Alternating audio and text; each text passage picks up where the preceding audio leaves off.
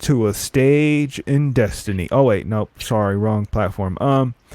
It's Sineo. This is Lyrical Ones, a podcast, a space for healing and support through the community, given to you and presented to you by the good folks at Lyrical Opposition. Tonight in this broadcast, this evening, the recording, myself, Sineo, as I said, also with Alex, aka Outfluent, and our special guests, who are allowed to introduce themselves. Please, special guests, please come up to the mic and let them know, who are you? I'm Felix. I'm a photographer. Yeah, here in San Francisco.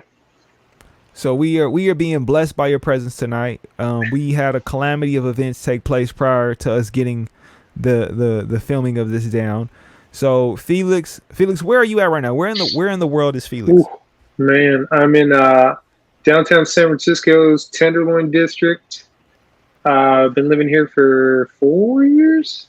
Something like that. 4 years, 5 years, Hey, something like that. Yeah, Okay, out here Felix, in the pork chop. I feel it. in the pork So chop. in the pork chop. So, I mean, what got you? What made you come to San Francisco? What made you make that journey to come out here? And especially being in the Tenderloin, like that ain't your average everyday place to end up. So, what made you venture this way?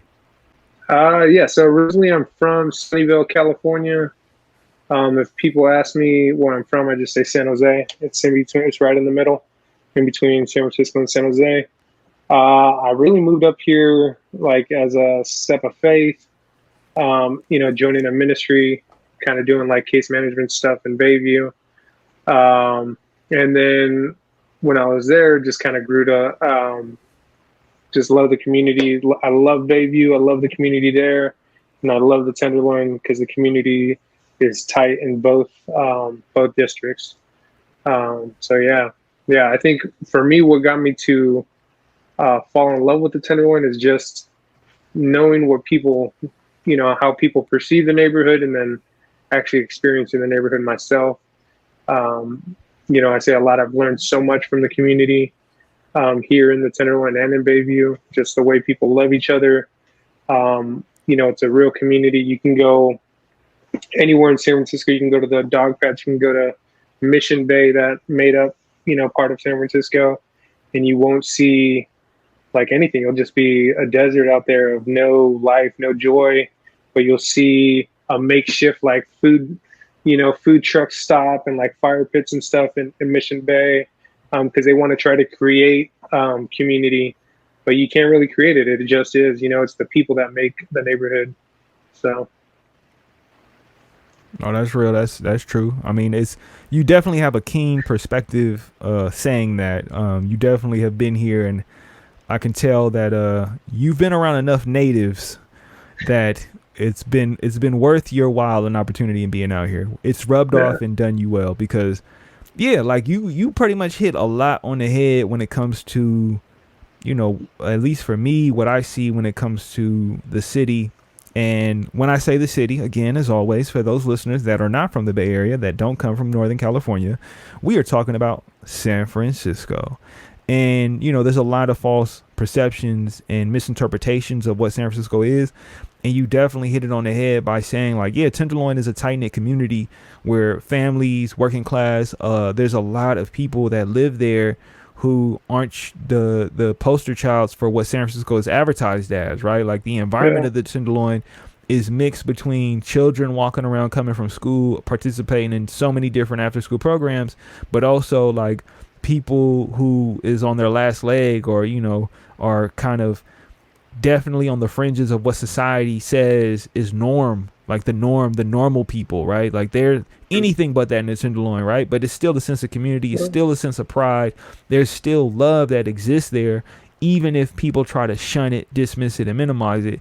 And the same can be said about the Bayview, where, it is going through a reclassification, a gentrification process where people are trying to co-opt what already existed, the community, the love, the pride, the people, and that being a mainly or hugely dominant black population neighborhood where now is being, challenged with, I mean, maybe we'll see how things plan out because things is different now. It's a different world, but, Yeah. there was a time before the pandemic where, you know, it was seen as being attacked, if you will, by the economic capitalistic influences of developers and, you know, all the lovely people who seen it as a money pit, right? Like Yeah, there's land and we gonna get rid of all these color folk and we gonna try and put who we want here. And so, you it's know, yeah, you definitely it's hit it so on the head. crazy. Yeah, it's crazy because even in Baby, you see all the new property that they put up in the shipyard or whatever, and you go out there like midday. I went out there with Pastor Kirk a while back to take photos, and we went up there, and it was just like it was pretty outside, man. It was just so different from it's just like it's in Bayview, but the contrast of like the community that's been there, like the black community that's been there forever, and then the new community that's there is like nobody's outside, everybody's inside, and they have all this green grass, this open field, trees and stuff, but nobody's using it, and it's just like what is this neighborhood? And it's just random. And I think with the Tenderloin, what I love about it so much is like in the heart of the city, you know, and you cannot deny its existence because you're always you have to go through it or whatever. And you mentioned it, you know, just talking about, you know, it's a community of kids, it's a family community. That's one of the things that I'm trying to highlight with my work right now is just the city doesn't classify it as a residential city part of the neighborhood, so they don't get the benefits like you know the Sunset or Hayes Valley or any of that stuff. So it's just they consider it a through and through kind of thing. So there is no street closures for proper you know safe space, you know, social distancing. So it's like you have all these tents, all these people on the sidewalks, and you know you have a higher risk of getting COVID just because of exposure. And you have you know kids that want to you know walk around, get outside. You have the highest density of kids per any square footage in San Francisco in this neighborhood, and the city you know, doesn't want to you know open up space for these kids. We have the Tenderloin People's Congress here that's been advocating for just safe streets for the last 6 months, even pre-COVID. And you know all these other neighborhoods have gotten street closures for proper you know social distancing, but the Tenderloin hasn't got it until I think last week they closed down one street for the neighborhood, which is like amazing because other neighborhoods have gotten like you know 2 streets closed and all this other stuff. So, but yeah, the highest rate of infection for COVID is in Tenderloin and in Bayview, two predominantly black and brown communities. So it's not by accident. No, So, definitely. So take me. So okay. So you said two things that I want to yeah, highlight. One end was case management, right, through a ministry, and then the other end was the work that you're doing to highlight the community that you currently live in and the surrounding San Francisco area. So those two things, as attached and separate as they are, like what could you really define what those things are, like in terms of your responsibility, your role, and what those names mean to you, and what you know yeah. what that is. I think for me, I always like to say like I've always been passionate about people, and I express that passion through different ways. Right now, it's photography. Before it was, you know, whether it's working with people as a case manager or in the coffee industry or you know as a photographer. It's like I'm more passionate about hearing people's stories and sharing those stories and highlighting the beauty in those stories, right? Um, so yeah, what was the second thing you said that I said? Well, I'm just saying, like you said, Yeah, you pretty much hit it on the head. You was talking about being yeah, a case manager and being a photographer, and I think that, like, you yeah, know, those hold different weights in different realms, right? Like as a case manager, when it comes to communal work, when it comes to being immersed in like the everyday lives of people and having needs, and then being a yeah, photographer and being a capture a moment and capture the essence of a person that can last forever and transcend yeah, time. Like, you know, those are two very, at least for me, those are two very extreme dynamics of yeah, dealing with how you encounter people, right? And yeah, so, you know, I think, because I mean, I'm keeping 100. The other me, the me that's away from here, was a case manager at a time and point, and I understand the role and what the level of importance. Like the mm, world needs case managers. Like yeah, doing the work of a case manager is, to me, some of the most transformative and important work a person can do because of the level of support people can gain from a case manager. hmm, So how did you get to the point of like, when was photography the thing where you're like, okay, this is a part of me, this is what Yeah. I enjoy this, and then on the other side of that, when was it like, okay, I'm headed towards the world of being a case manager and being at service to the world or being at service to a community? Mm. I think for me, those two choices were pretty similar. It's kind of like, how can I affect the community with what I'm doing the most?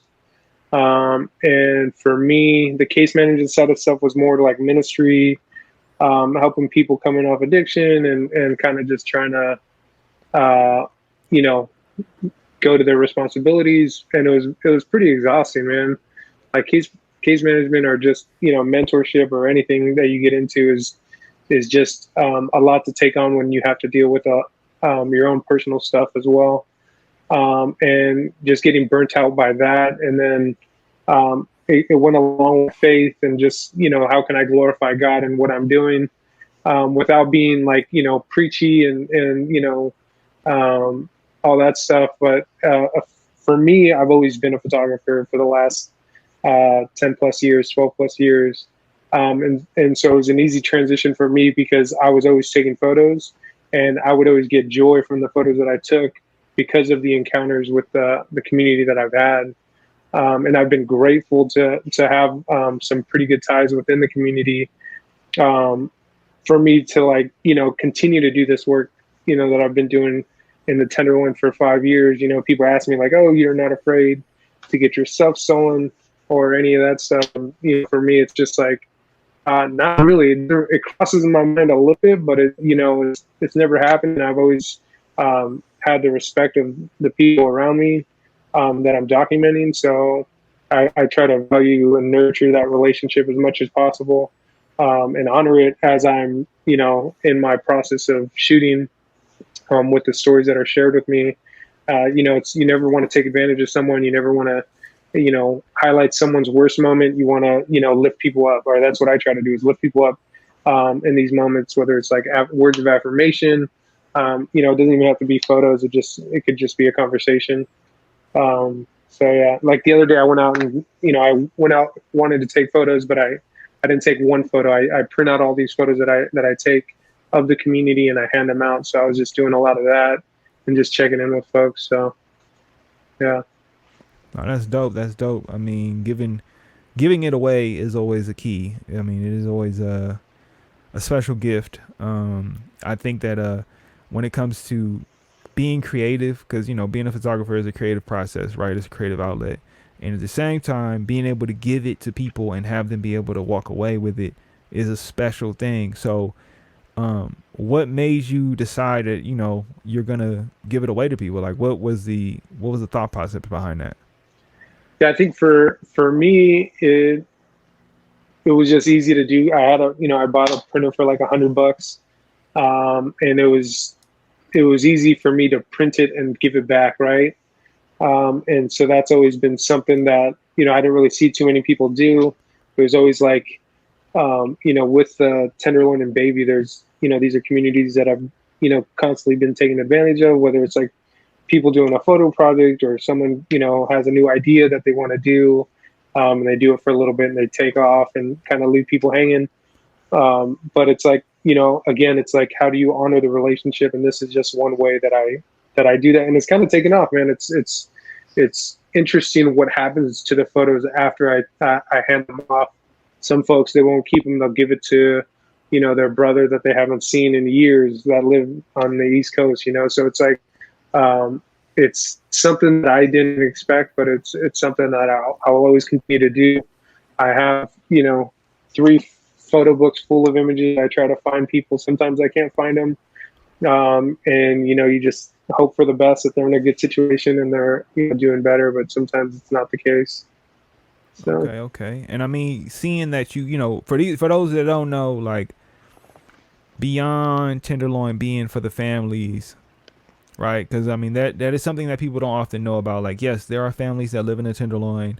It is a yeah, residential community, even though it's not perceived that way from the outside looking in.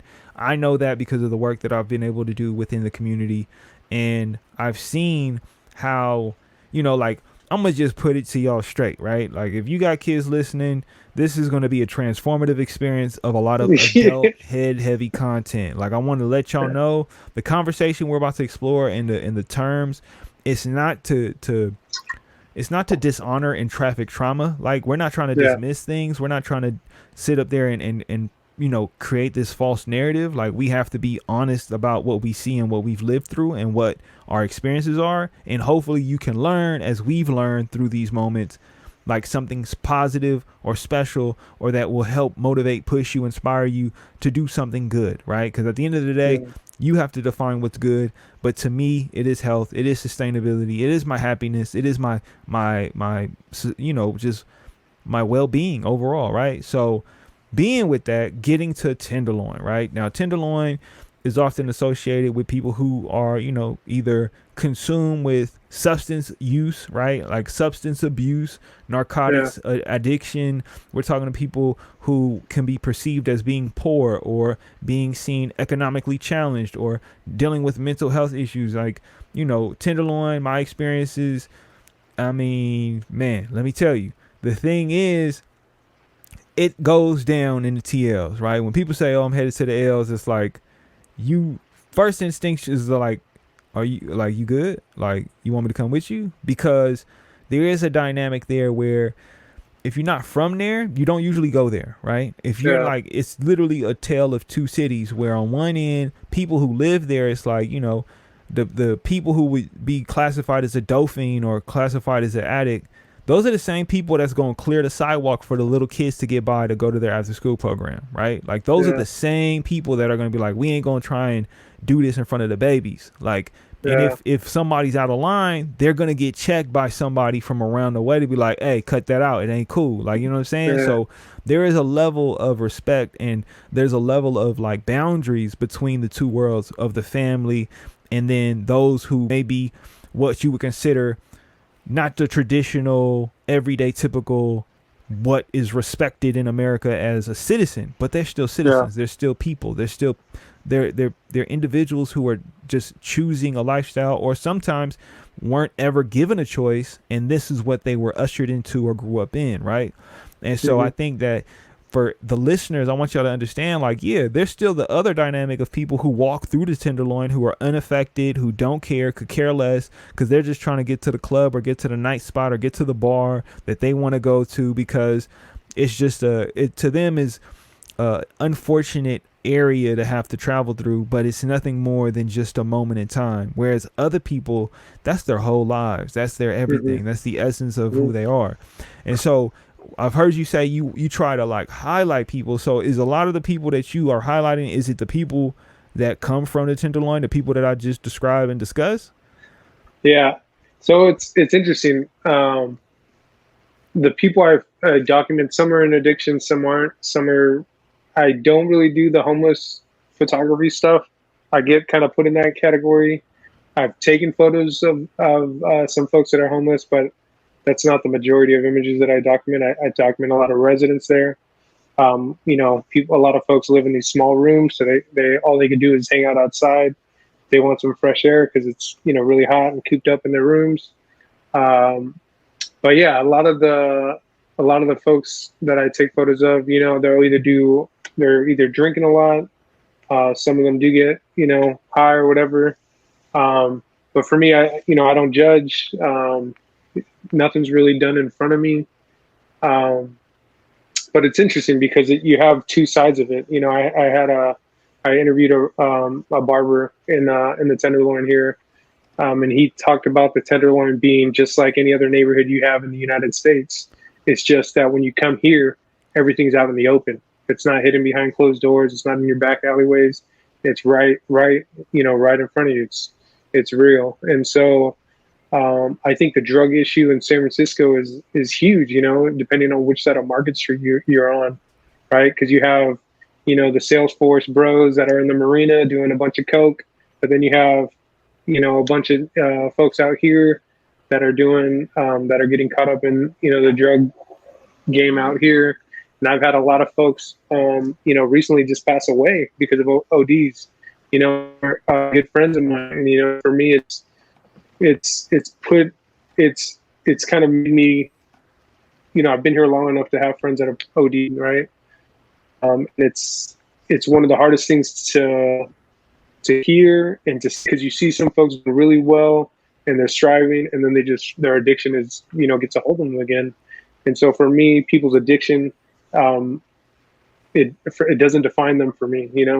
That's just something that is a big issue, but it's not who they are, right? That's just an issue. Like my dad, he was an alcoholic, and he stopped drinking when I was 6 or maybe 7, and I would go to AA meetings with him and all this stuff, and so for him to kick that is a huge blessing to me, because alcohol was one of the hardest things I've seen people kick out here physically. Yeah. Yeah, no, I feel you. I mean, just full transparency. Like my father, I had family members, cousins, uncles, all battle their own form of addiction, whether it be through alcohol or other substances. Yeah. And so, it is powerful to see a person be able to transform and overcome addiction and be able to grasp, what is life like without it, or what is life constantly in its shadow, right? Because it is a thing where it doesn't leave.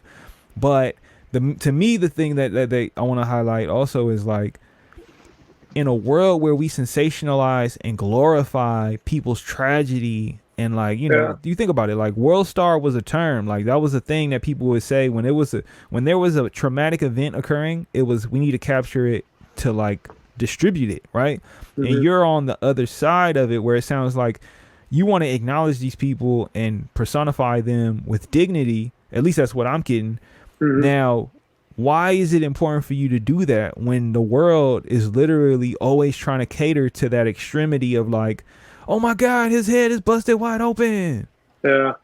And like, I don't know why, but I just thought about the NFL draft. It was crazy to hear everybody that got drafted in like 3 sentences. They would sum up like, mother was a prostitute, father was a dealer, overcame so many obstacles, now pick number 35, and it's like, why would you put at this person's like most beautiful moment? Why would you highlight these circumstances? Why not just appreciate the moment of this young man, taking another step forward, right? I'm sure that's their story, but you got to honor, like, that's something precious, and you got to honor that. And that might not be your story to tell. That might not be my story to tell. I've had to ask myself that a bunch of times, whether it's like, okay, do I post this to highlight where this person's at or not? And it's like, at the end of the day, if I'm asking a question, if I'm questioning it, I'm not going to post it because it doesn't feel right. And so I forgot your question, but why is it important? I think with all the noise and like, all these crazy scenarios happening right now, it's like, you don't really hear from like the person in the story, I guess. I guess what I'm trying to say is just like, I try not to put my agenda on what the Tenderloin is, although I want to glorify the beauty in it. There's this, really dark side of the Tenderloin that, also needs to be, explored and, highlighted. But for me, it's like I've enjoyed and I've gained so much life from this community. And I've been given so much as far as like wisdom and just knowledge from the community. I want to honor that and share that back, I guess. So it's just, for me, it's just like, it's easy to take a photo of someone shooting up and doping up and someone sleeping on the sidewalk. That's the easy thing to do. It's harder to like sit there, have a conversation, see how someone's doing, make sure someone's alive, help someone across the street. And then if the photo comes up, let's do that.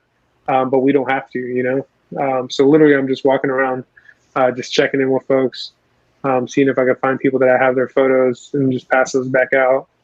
So it's always the connection first and then the photo last. Okay. Why is it important for you to take photos? Like, why is it important in general to take photos? Like, yeah. I think for everyone, I think, for me, I like to tell people, take photos of whatever's around you. It doesn't, people will always try to, ask to come out with me and document folks in the TL.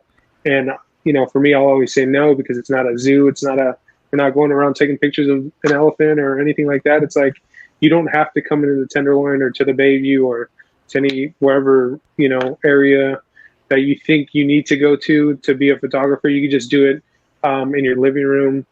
You could do it at a family reunion, highlight these moments of people that you think are important in your life.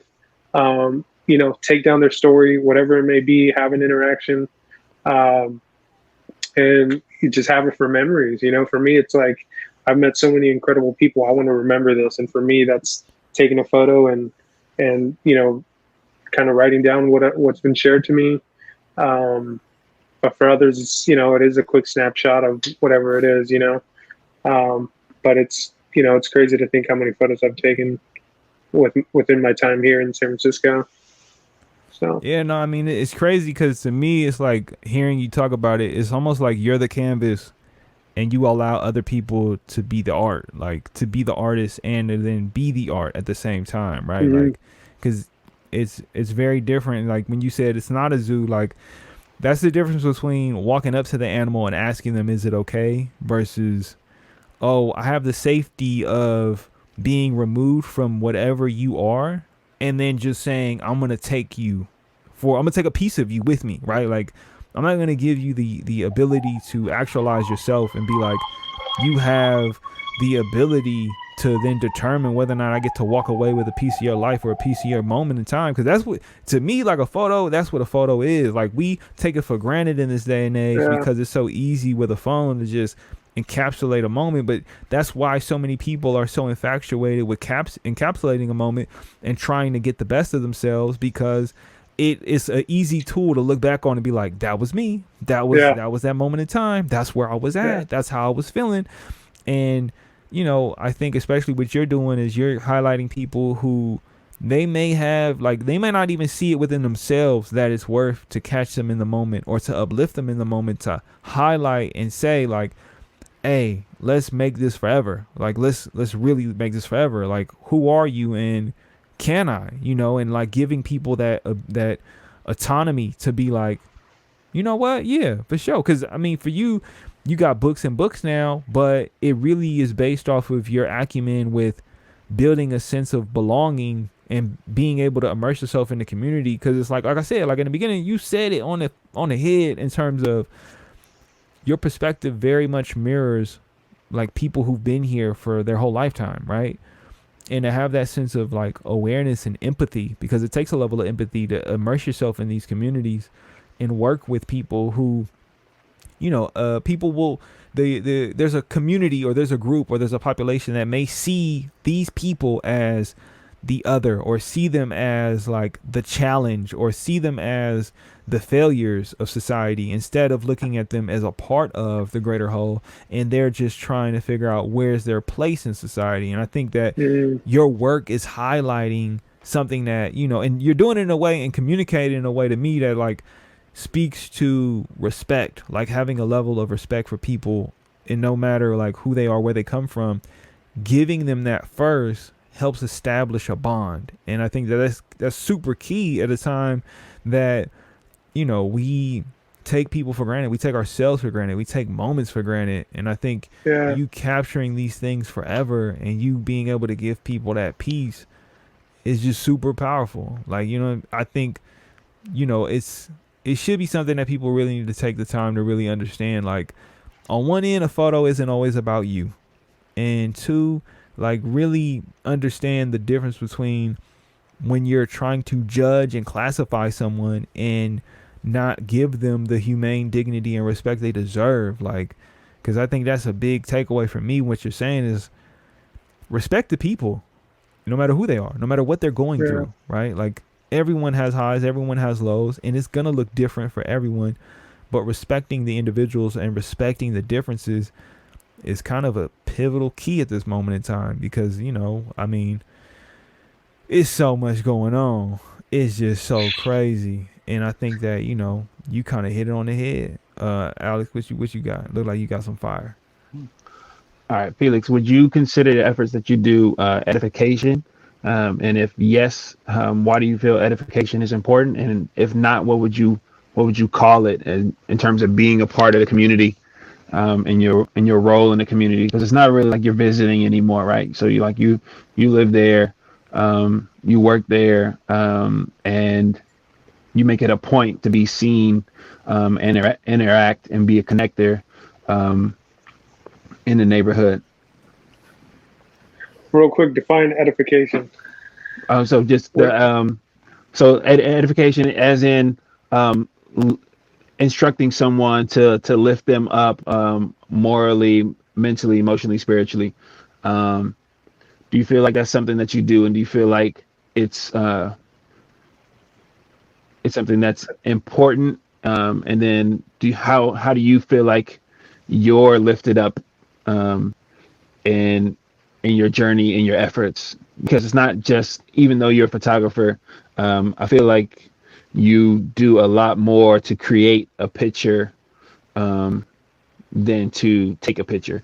I feel like you have chosen to be a part of the tapestry, instead Yeah. of just chronicling it. You're living in it. Yeah. It's like if you could look at a painting and walk in it. It's kind of how your life is right now. Yeah, yeah, yeah. That's a good point. I think it's weird for me, man, because I remember the first time going out with someone else, and they kind of talked about like how I engaged with folks that I took photos of. I didn't even realize it that it was different. I didn't realize that photographers didn't do that. For me, I'm a talkative guy. I like to connect. I'm pretty engaging. Words aren't my strongest suit, but I always speak better in pictures. But for me, it's always been um, a give. It's like I enjoy being in the community because the community lifts me up when I go out there. Like when I come back home, I'm energized. When I get back, I'm like, man, that was crazy. This happened. This happened. There's some beautiful moments. Like you talked about the mask. You talked about one of those moments about the dealers are the same people that are pushing, but they're the same ones that are clearing the streets to let um, the kids walk through to school, right? And I've seen some of the craziest things when that happens. It's like real quick, there was a moment, they call it safe passage, and you'll see like these little golden footprints on the sidewalks where these kids will walk to school, right? And during certain hours, dealers on these corners will not deal, and they will self-regulate to make sure no one's dealing at these times when these kids walk through. And when someone does, step out of line or is out of pocket, they get regulated real quick, and they get told, "You're like, yo, you better get out of here, or else something's gonna happen." It's not gonna be good. And then after that, this OG was just like, he would announce these kids' arrival. He would say, "Attention, everybody! Attention! The future is here. The future is here." And I'm just sitting, I'm not taking any photos. I'm just witnessing this beautiful moment of this, man that's, probably been in the streets forever, and he's a senior, and this new generation walking across the street, having no idea what's going on around them, but this is just their home, right? And they feel comfortable just walking across the street, right? It's just another man protecting the community, right? And so for me, it's like I get so much joy and so much life out of that. I try to do that back, whether it's like, encouraging someone in a moment, or just, putting my arm around someone and giving them a hug, or, whatever it may be, passing back a photo. That's like literally bare minimum that I try to do, right? That's the least I can do for what the community has given me. So yeah, it's important for me to edify, I guess, the community as I'm documenting and being a part of it. Yeah, No, I you think I definitely think definitely doing it. Alex, what was you no, gonna say? no, I think you being lifted up, and lifting up others. I actually don't think you communicate better with the photo. I think it's your eyes that do it. It's the way you communicate, the way that you interact with people. That's what lets them know that they're safe. That's what lets them know that you care and respect them.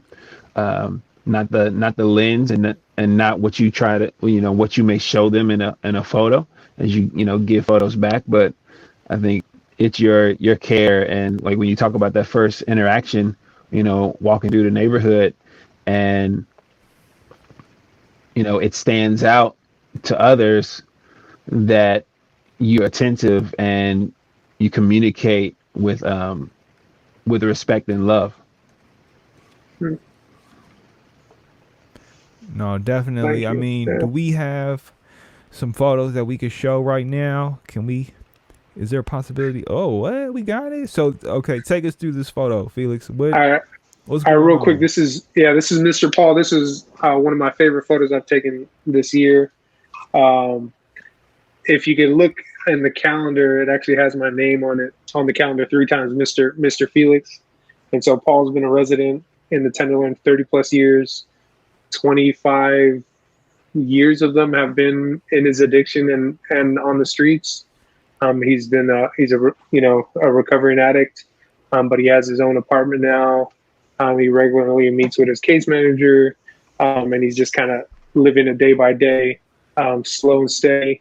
You always see him outside on Hyden, whatever Ellis or whatever it is, and he'll just be smoking a cigarette, listening to his music on his big boombox, and and just taking it all in, and just remembering where he was, and how far he's come. So Yeah. Do we but have yeah, a minute? this photo kind of represents like, him looking at his past, that darkness, and his shadow in the light now. So And I mean, kind just of also Nice. encapsulating time, like yeah, having the clock with the calendar with what is going on in the moment, and like the duality between, yeah, he's looking into the darkness of the past, mindful of the present, but there's a lot of hope for his future. And like, what I'm yeah, saying, it's like it is a lot of varying contrasts that I see. Like even just the fact that his shadow is placed behind him in the light is yeah, deep within itself, a like reflection of like sometimes the best of what's to come. Cause like, okay, I don't know how old he is, but it reminds me of this term that's always been said: I got a lot more behind me than I got in front of me.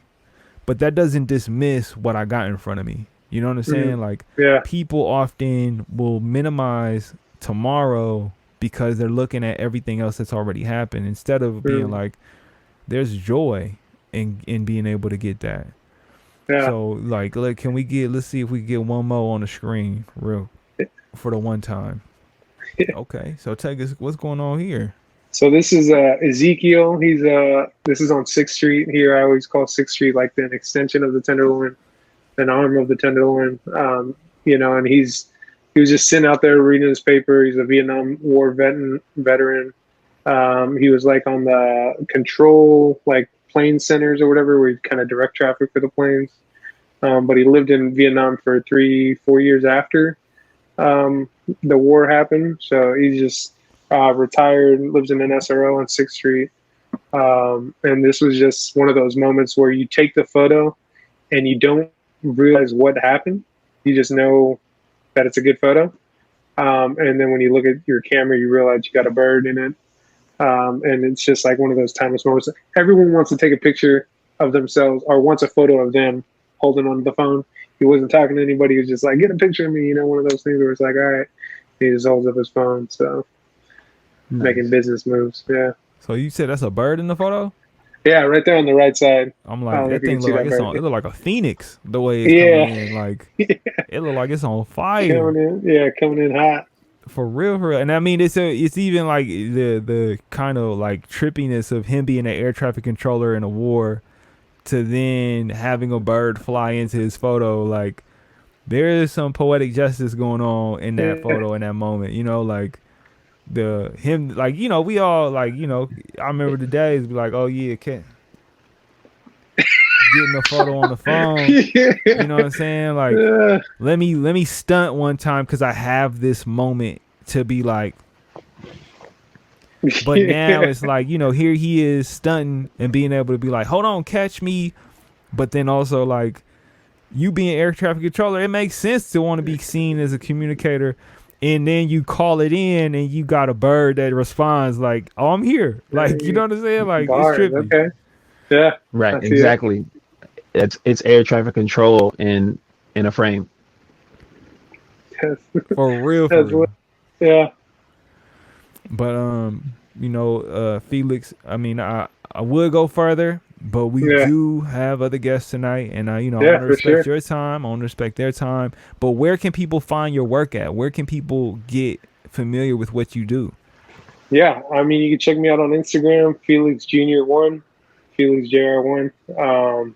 You can see me there. That has a link to my website, which is felixuribe.com. And that has more of my published work. My Instagram account's more of my street stuff, neighborhood stuff. So yeah, come check me out. Okay, All Felix, we right, definitely Felix, gonna have to get we you gotta back get on here. together again, man.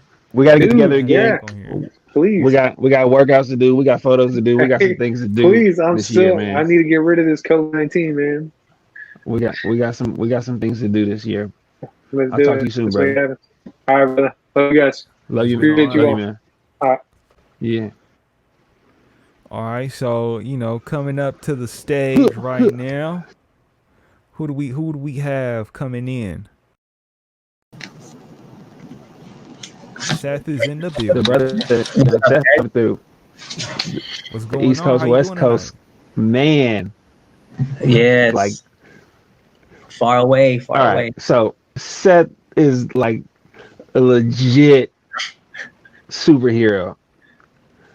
Like literally, it's so cool to like have seen him like transform, like be just like become just like manhood, like step into and own his own manhood, and not like cliche. This is what makes you a man, but more about taking responsibility, every step of the way in his journey and his choices. Um, he's the guy who takes ownership of his choices, and like he never backs down, never shies away from what he chooses to do. It's something I really admire about him. Like since I met him, like these last couple years that I've known him, I think it's one thing to be an artist, but it's another thing to like really like make your life art. I um, appreciate that. Yeah. yeah, so it's really cool. And yeah, I mean, I think I first met you at the first had a moment with you rather. First moment I remember was at the 7LP show.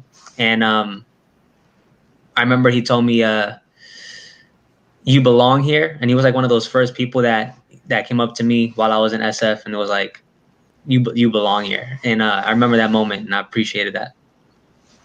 So Seth, where are you calling in from? Where are you at right now? I'm on Treasure Island in San Francisco. Okay, and where do you hail from? Brooklyn, New York. Brooklyn, New York. See, the thing is, I would have never known because every time I see you, it's just like, oh, you with the fam. So it's like you must be from the Bay. So the thing Right. is, how long have you been in the Bay? I mean, roughly 2.5 years. 3 years in January, pretty much. 3 years in January. Dang, Oh, for 2.5. real? Yeah. It ain't been longer than that. Has not. Feels like I've been here for a minute. Like Yes, I it got does, man. I know more people out here than I do in New York at this point. I'm like, I I could have lived there swore all I've seen you at a ton of LO shows that Mhm. far encapsulate long time ago, but maybe I just have a bad sense of time. So Yeah. It's fine. Yeah, but I mean, there's a ton of things, and I think LO was pretty much my introduction into SF. First person I saw off the plane was Christian, so that was definitely God sent. But it's been fam ever since, and I don't know why they keep me around, but I'm honored, and I'm here for real. You a real one, That's what's man. up. It's like So you. what are you up to? Like, what you got going on right now? What is Oh holding man, your time? it is Top Gear. To be honest, you guys really want to know? It's Top Gear Yes. wedding season right now. Boom, So boom, boom. proposed in July, Yeah, you better Oh hold man, on you to the better. You date. gotta know these. You gotta know these things, You man. better write You it better- down. and what's it called? Yeah, proposed in July, and has like everything's just changed into full gear. But it's been a beautiful, beautiful thing. I know a lot of people like to say that it's a rough time, especially in the engagement season, and everyone wants to get past it. But I'm grateful. I'm grateful that even through the rough times, it's something that we have a lot of great memories in. So the wedding season is the wedding planning and all this stuff is happening, and even during COVID. So we Congratulations. thanks. Yeah, no, definitely Yes. congratulations. I know what that life is like. That life is serious. Mhm. But knowing the date is important. So, hey, the Yeah. date, Well, man. I'm glad it's on here with the That's fellas. right. Just Oh, it's right. all it's all Just good. It's all It was good. on a July. Yeah. Yeah, it, you it got it. was That's a it. Right there. Tuesday in July somewhere. I We was got it. there. We You was what there. matters. The There. time matters not, because obviously we all got our times mixed up. But what matters is, okay, so you in engagement mode, but also what else holds the weight of who you are is how did you make the trip from Brooklyn to the Bay? Like, how did that happen? Mhm. What was that? What was that? What influenced that? What inspired And that? there's a lot. There's a lot to go through. So if I so in conclusion, I was in New York and I was working with someone over there. And I did a lot of ministry work in New York as well. That's where I found my faith and um, out there. And so I was working with someone in 20, I don't even know, was it 2017? And in that year, this person decided to give up everything that they own, their desired career, their comfortable home, and the place they wanted to live, in order to go out and pursue what they believe God was calling them to do. And that inspired my faith. And so, as a result, they're actually from out here. They're from Daly City, and before the person went on this trip, they gave up everything in order to go on a 1 year trip around the world to exercise their faith, to preach the gospel more specifically. And so they came back here to see their family before they left, and I came to visit for about a week, and I pretty much saw the person. And it was like a means for us to say goodbye before they left on that trip. Thank you for fueling my faith and giving me this inspiration. I only saw them like twice in the whole week. And the rest of the week was really filled with a whole bunch of signs and like, you belong here. And when I first came to SF, it was like, this is whack. Or I'm not even gonna front. I was like, this is whack. It's like a smaller. Everybody feels like that way. Everybody from New York feels that way. And so I don't feel like that anymore, thank God. But that was my first idea of it. And so when I was getting these inclinations, these signs of like, you belong here, um, I was I was like, nah, this ain't it. At the time, I was reading this book, and this book was about a man who traveled around the whole world to find out people's experiences in the faith, to figure out what are the most outrageous and crazy stories he can find. And his own story was what I was reading about in that particular week. And what happened with him is that him and his wife were being asked in their hearts to move from where they were comfortable to the place that they were being called to. And they fought it off with everything they got. And one particular moment, he gets home and he finds his wife crying, and he asks her what's going on. And she pretty much says, we've been denying this call to move to where we're being called to. And now everything here doesn't feel like it's working out. Like, I'm going to the same job that I wanted to keep, and it doesn't feel like I'm not happy. We're going to the same church we want to go to, but I'm not happy. We're on the same people we don't want to leave, but I'm not happy. So I think it's time we go to where we belong. And so that's what I was reading in that week that I was visiting. And so I figured, you know what, this place is whack. I don't want to be here. But I think the one thing that I'll know for sure is if when I go back to New York in the same manner that I was reading, like in this book, if home is not home, then I'll know I'm supposed to move. Because when I get back home after a trip, man, I want to kiss the floor. Like that's where I'm from, like that's where everything is. And even though my life wasn't really going nowhere, um, it's like that's where I wanted to be. So I remember getting off the plane at JFK, and I remember that as soon as I stepped off that plane, I couldn't stop crying because I just realized in that moment that home wasn't home. And in 4 months, I don't know how I did it, but I managed to take care of everything I needed to take care of in New York, and I ended up taking a plane.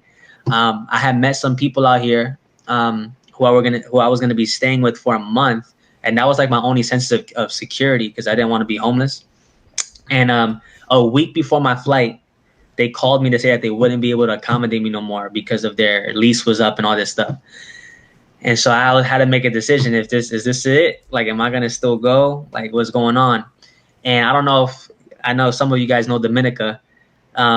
She's from San Jose. She was working out there for a couple of years already, and I had known her because we were in the same circles.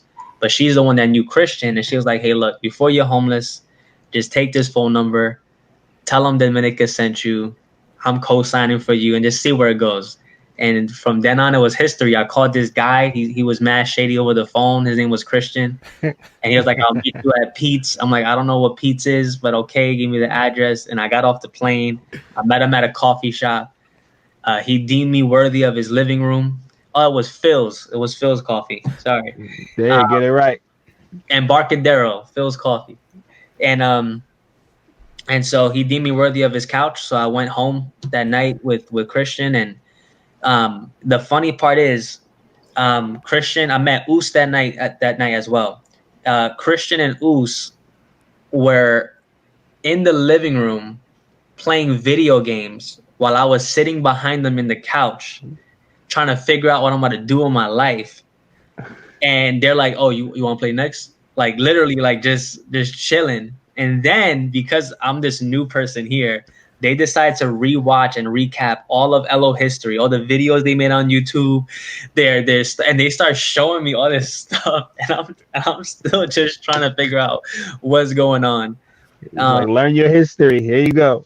For real. So I guess I was I don't know, sort of like a let's try this out. Like, and they pretty much helped me out from the get. From the couch, I ended up at the urban center, and I lived there for a year, and then afterwards I moved out. And but throughout the journey, man, they didn't let me stop. I find it interesting that I've only written poetry and done poetry in church.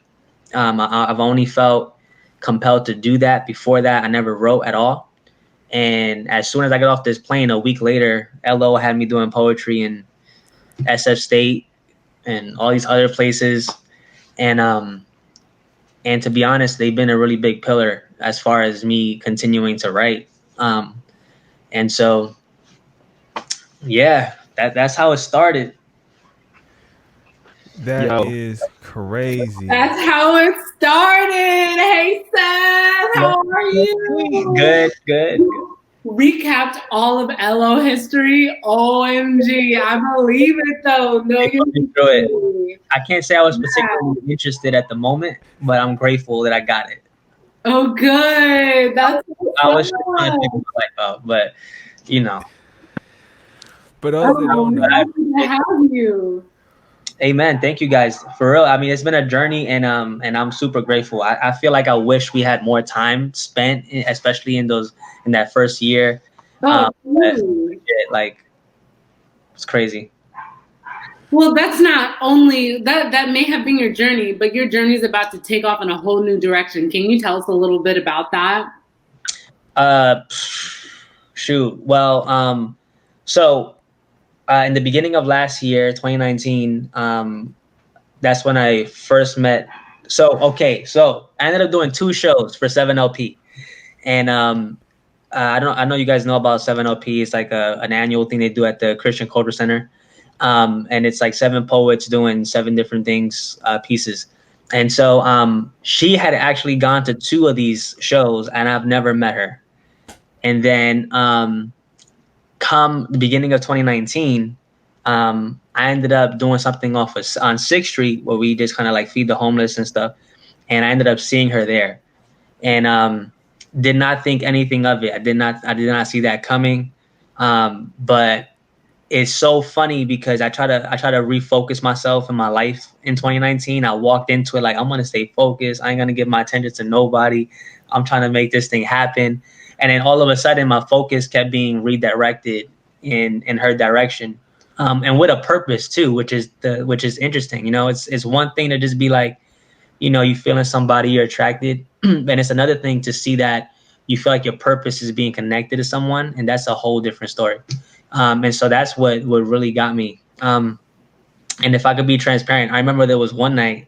If anyone's been to the Urban Center, when you first walk in the doors, it's a venue hall at first, and then when you go through the back door, it's the place where people live. So I laid down in the venue hall in the dark, and I cried because I was mad that I was feeling this way and that this was happening the way I didn't want it to. And so it was interesting, but went through a whole lot. And again, it was one of those things where you just don't see it coming. And yeah, and now here we are, engaged and ready. Wow, what a wonderful tale to tell. Oh my It's so gosh, amazing. man. I told y'all, man, just like ownership, man. He's just that guy, just like, this is who I am. I love it. Yeah, and it hasn't been. I mean, it hasn't been all what's it called easy. I mean, especially for those that know me and have even been with me on this journey just in SF since I've been here. Like, like nothing has necessarily been easy, but I think that I'm super grateful that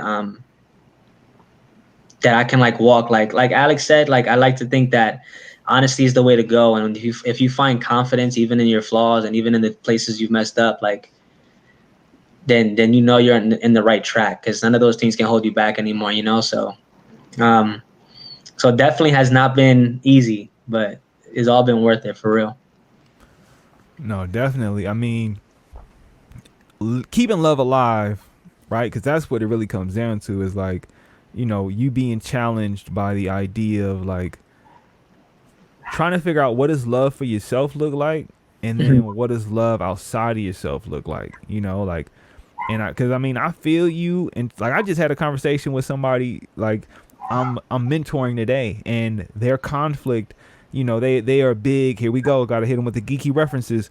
They're a big One Piece fan, right? And One Piece, for those that don't know, is about a crew on a pirate ship, and one of these pirates wants to be the king of all pirates. We should all know what that is here, right? I hope so. Yeah, we good. Right, But for those that don't know, I got to give a little context, because what this young man was saying was he met somebody who he's feeling, and he feels like he's at a conflict with himself, at odds with himself, between giving those feelings to that person and then also figuring out what does it mean to give those feelings to himself, right? And I was like, you know, for in this moment, I'm like, it's about boundaries, right? It's about creating those boundaries to give yourself the space to love you and to be able to give that love when necessary to those around you. And there's nothing wrong with that. So when I hear you saying like, you know, I had to sit down in the dark and cry it out because I'm conflicted by these feelings, I feel you, because it's a thing that, especially, you know, not to take away from anybody else, but as individuals, there's some of us that feel this insatiable need that we have to like figure out what do we need to do for ourselves, right? Because I think that's the important thing. It's important to know that and be able to communicate that to other people in order to sustain and have healthy relationships. And I think like hearing like saying, you know, you got engaged, you're taking things to the next step. It's a beautiful thing. But also when you highlight, it ain't been all roses, it ain't been easy. Like, you know, people always want to romanticize and be like, yeah, y'all perfect, and oh, it's so great, and you're doing, but there's a chip on your shoulders because people don't understand the level of work, effort, dedication, sacrifice. Like, you gotta let people know it is hard work. It's beautiful work, but it's hard work. And so to me, like, could you be able to explain to people, like, what is the difference for you when it comes to the love you give yourself and then love that you give others, and the love you give others that are, you know, it's a exclusive mutual love? Well, I mean, to try to answer the question from my experience, I think I found like at least two things that were very pivotal to know. And I think it's more of to learn than it is to know, because I think we all can understand it conceptually, but it's really hard to put it into practice. So the first thing is, one of my favorite proverbs, if you will, is that he who loves his wife loves himself.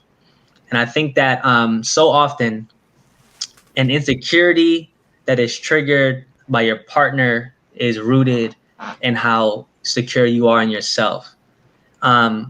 There's a point where two people work together to provide a type of security for one another. That's always going to be a part of the equation. But I think that we also have to learn, like you mentioned, what it means to set up a boundary or a practice for ourselves to be, in a way, self-sufficient. Because if there's always constant reliance on another person to provide for that insecurity, then you're going to put too much weight on them. And I think that that's the first thing. The second thing is sometimes things are always going to get extremely difficult. And the reality is, as human beings, we may not always have what another person needs at any given moment. Sometimes you're the best thing, the right thing at the right time. Sometimes I don't really want you around, or you can't help me right now. And I think that those words are really hard, but I'm not trying to point out the reality of how eventually we're not going to be, or not eventually, but rather we can be 100% of the time everything that our partner needs. But what I think you do need at 100% is a purpose for your relationship. If there is a common goal, a common vision, a common foundation for your relationship, as a result, whenever you guys don't like each other, whenever there's a conflict that pulls you guys farther away than you thought you'd be, you don't always feel like that person is the person you want to come back to, but you always know that the foundation you both stand on is what you're going to go back to. So as a result, you always end up meeting each other at the same time, or at the right time when you're ready. So what that does is that it takes a lot of pressure off of your partner, and it gives a lot of perspective to the goal. Because now you don't think about how you feel about another person, but you zone in on what you've made a choice on what you've decided, on what you've rooted yourself in as the common goal. So something that's common for us, or an example for us, is if I know me and my partner has decided to reach the youth of our community, then whenever we get into a conflict, sometimes instead of me allowing a day to drag on because we had an argument or something came up, what puts me back into perspective to allow me to have boundaries around my emotions, to talk things out with her, is the fact that at any given moment, one of these youth can need us. And if we're not healthy, then we can't be ready for them. And all of a sudden, there's this common goal. There's this foundation. There's the moment that I put her in a position where she doesn't feel good enough, or all these things, because I'm too busy dealing with my own pride. There's no room for humility if there's no common goal to come back to, because you have to have something that's bigger than you, that's worth letting go of yourself for. And so if both people can have that, then all of a sudden, whenever things are getting too out of hand, that a conversation can't fix it, then there is no turning back. But as soon as you give yourself a reason to turn back, that's beyond your partner, that's beyond the emotions, the feelings, that you make me feel good, that I like you right now, that's when you fail. That's when you just, you're in it for the emotions, you know? And they're great, beautiful. Emotions are great. We need to feel wanted, to feel loved. But the reality is you can't root yourself in that, because eventually you won't feel that way. And what do you do then? So I think that having that common goal and that vision is good, to have a foundation to walk back to that's beyond each other. And then this other thing is learning how to love yourself, because if not, you'll always feel like you're not enough. And your partner could tell you it all day long, that you're enough, you're beautiful. But until you start to take responsibility for those things, it'll always create tension and insecurities, and you just trying to have dinner, you're just trying to watch a movie, anything. And I'm talking, we're awkward people as human beings. We'll watch a show, and because something happened in the TV show, now so and so feels different, and you're like, what's wrong? Like, I thought we were good. Like, and then all of a sudden it's like, here we go. And you could really avoid a lot of those headaches if you guys both understand like that there's a responsibility to love yourself as well. And because once you love yourself, then you can receive those words. Like, okay, when you say I'm beautiful, I believe it. When you say that, you know, that I'm confident, I believe it. When you say that that I'm good at something, I believe it. But if I don't receive it from myself, that's crazy. Sorry, that took mad long, guys. Bars, nah, so good. You good. You good. No no cutoff. Like what I want to highlight in that, you know, the way I translate it, it's having a co-independence, right? Like having a co-independence. When you have co-independence, you're a team, right? When you have a codependency, you're a crutch. And what happens when you lose your crutch? You fall over. So ain't nobody standing. And I think that what you said really, to me, is summarized in that kind of framework, right? Like really focusing on how do we create something that we agree on that is bigger than ourselves to ground us when we get far beyond or we get lost in the clouds, because it's easy to, right? Feelings are fleeting, right? Emotions will leave. Emotions change. They're not a fixed thing. They're very fluid. And so when you have a foundation, that's a fixed thing. That's something that you create together. And it is necessary, especially like I'm speaking both hearing you, but also in my own personal experience, you need those groundings, because you're right, like being at service to others, right? If that's what you choose to do, or you want to, you know, be an entrepreneur, whatever the case may be, if you have a desire that lies further and beyond, you need that grounding to help you be sustainable. Because if you don't, you're going to get lost in the emotion. You're going to get lost in the kind of the dynamics of it. And the dynamics can be tumultuous. Like, you know, I can see and understand exactly what you're saying, because, you know, I can't tell you how many times I've been like guilty of it, and my partner's been guilty of it, where we watch something, internalize it, and we hurt our own feelings, and then we try to project it on the person we're with. And it's like, what's the matter? I hurt my own feelings because I internalized what I was watching, and I started imagining something that ain't even real. Right. Like, how many times do we get lost in our own sauce, not even realizing that, like, like what we feel is there, but it's not real, right? Like it's we validate it by acknowledging it, but we don't have to feed it and grow it. We need to cut it out and get rid of it, because a lot of times in relationships, especially, we get so many romanticized concepts that we often don't see the actual practice, right? We want to go and highlight celebrities, when in reality, you start getting into the weeds of things and you start seeing, oh, they just as messed up as we are, right? Money don't change love. Like, love has to be a practice you refine within yourself first, because then you know how to communicate what your needs are, and then what are the boundaries to operate within, because we're all different. We're all in our own little nuances, but the subtleties are key. And if we don't pay attention to that, we're going to be hurting feelings. We're going to be cracking eggs when we don't need to. And I think that's like super powerful for you to say, like, like the foundation has to be beyond us, because if it's not, then if it's all dependent on us, what happens when I need to go do this by myself, right? What happens when you need to go and handle this on your own, right?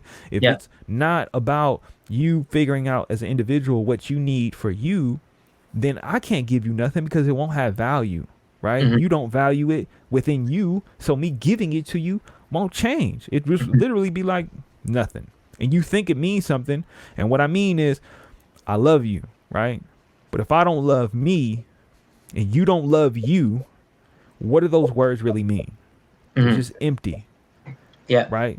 So love yourself, because it's real. Like, sitting in the dark crying is the most profound way to describe that need to say, I need to love me first. I need to make sure I love me first before I venture into this realm with you.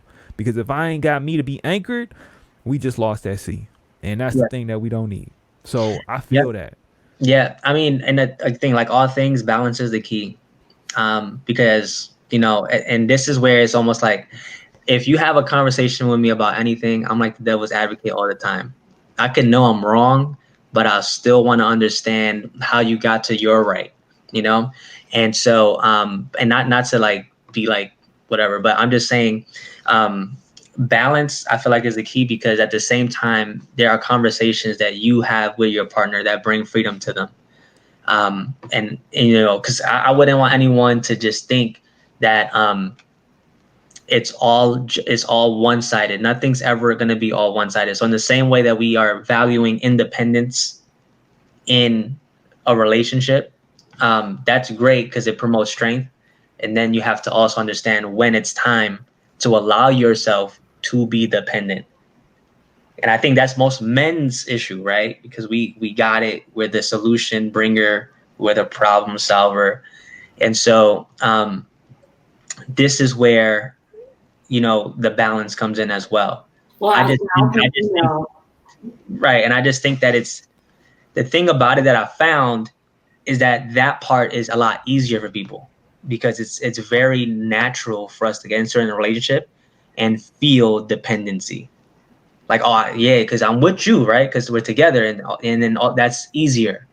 And what I found is that most people don't understand the independent part of it, which is why I emphasized it. But you know, I think that the balance is always going to be a key. And so recognize it, figure them out, study them. But I mean, one thing that for some reason had got me thinking when you were speaking was that there are things to put into practice when it comes to learning how to love yourself.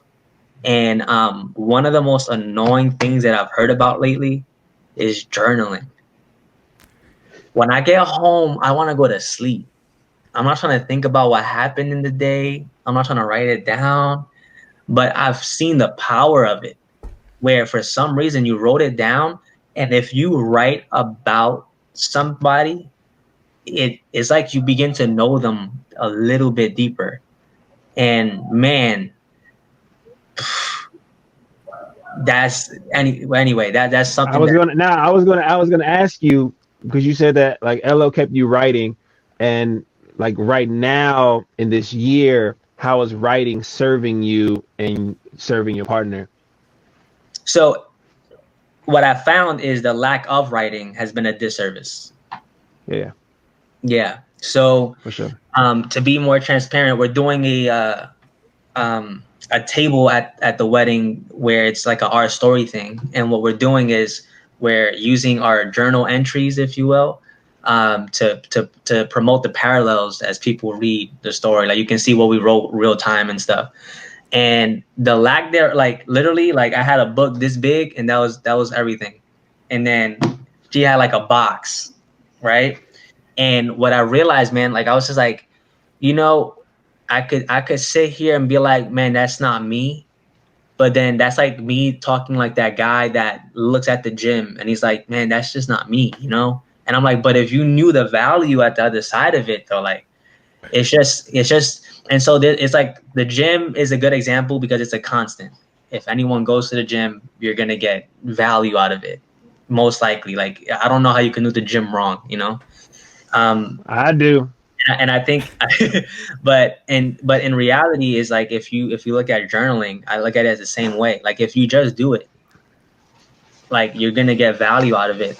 And, and I think that this is where, again, I think it's like a guy thing, you know, like that's where your forgetfulness comes from. That's where you're just like, wait, what? That happened? Oh, that's, oh, right. And then, and so what I saw was when we were sitting down, we went to like the Conservatory of Flowers at Golden Gate Park and stuff. Yeah, I'm learning the city. And so what happens is like we had this moment where she had the box, I had the book, and I realized that every time I didn't write, I missed out. You know, and to be extra transparent, it was like during the process leading up to this year, I was like, I wonder if I would have wrote, if that would have saved so much doubt and so much pain and so much time, like going in my own mind and dealing with my own anxiety, that I would have saved myself from so many of those because I would have rooted myself. Because every time I would write, I would understand, like I would allow myself to experience more. And then that took me down a whole other rabbit trail where I was just like, man, maybe I don't write because I'm too busy trying to live a life of like on to the next, on to the next, on to the next, right? Sort of like a New Yorker or something. And it's like you don't really allow yourself to really feel what's happening because that's scary. But now it's just a therapy session, so we can move on, guys. No, but it's No, it's real. good. Like it's healing. Yeah, that's what it is. Like Right? you Like gotta heal. we need to hear it. People need to say it, and our listeners need to hear it as well. I think it's one of those things like when you talk about like foundation, right? And really, like foundation is like something when you mention foundation, it's really like an agreement, right? It's like where we align, and no matter how much the threads may fray and we get separate, we align here. We're intertwined here at this agreement, this foundation, and we can always come back to that root. If we pull those strings, we'll find that we're aligned and connected here. And I think writing can help you also like get back to there and say, oh well, how far did I go away from our agreement? How far am I? How far off am I? And just my perspective, my approach to this day, my approach to this conversation, or when I was receiving words, was I processing, or was I just like looking to respond? Different things that come up, in interaction, and like I think it's really cool, like to hear you say just like I missed out. Yeah. I think people don't think that way. Yeah, and I think it's because I avoided, and that's when you realize, okay, you miss out when you avoid something out of like inconsistently. So, but yeah, so that's, I guess that's a little bit of a dive into what this season has been like. That's wonderful. Well, I co-sign on Dominica's co-sign, okay? Dominica is my girl all the way in New York, baby. Listening, if not now, I know soon. So we go way back. But yeah, it's all love. And as somebody who's never really been in a relationship, all this is so cool just to listen to and just to hear and listen in and let it sink in. So to all the listeners out there who share my shoes, you know what it is. So yeah, appreciate it. Yeah, no, I mean, I've run into Seth at the gym many a time, and Seth definitely does take care of himself, and I think that is a key that people need to know is that I'm glad you know that. That's a practice. You know what I'm saying? Like taking care of yourself is a practice, and before you leave the house, you look in the mirror. So why wouldn't you do that for your mind for the day? That's what journaling is. It is literally a reflection of that day, of that moment, of your mind, the subtle nuances. And I think that oftentimes it's easy because the eyes are so heavy to take in all this information that often we forget how much we got up there and how much is going on inside of our mind. That journaling is a necessary thing to do, right? Like it's what you eat, it's how you sleep, but it's also how you treat yourself, right? And I think that the journaling is a part of that treatment of like, how do I sustain myself so I can live and last and go through? Because, if she coming in with a library and you coming in with a comic book, well, it's kind of hard to exchange different moments and different times. And like, I got some people from New York, and I remember the vibes. I remember the need to hustle, the need to move, the need to just be busy, and I get it. But sometimes you got to slow down. You got to reflect, because you will, for not often, too many times than you could count, things will have passed by and you'll be like, oh yeah, that did happen. You said that and it was already like, slow down, which by the way was the biggest transition crazy thing to figure out how to do here. I remember the first time I tried to hang out with somebody in California, okay, in the Bay Area specifically. And I'm like, yo, why did you take 4 hours to get ready? Then you took 2 hours to make up your mind. And then you decide, okay. And then we actually go. And then it's like, why are you walking that slow? Right? Like, so, oh my God. So there's this thing, right? Okay. So if a car is in the middle of the street, right? And is driving at like 15 miles per hour, right? And you're a ways off and you're about to jaywalk, right? You can measure it. So by the time you reach your sidewalk, the car, these people, as soon as I step into the street, they'll stop their car a block away and wait for me to cross. I'm like, what are you doing? Like, we can share this. But anyway, that's just me ranting. But those are some random things that I had to like get used to when I moved here. And I'm just like, wow.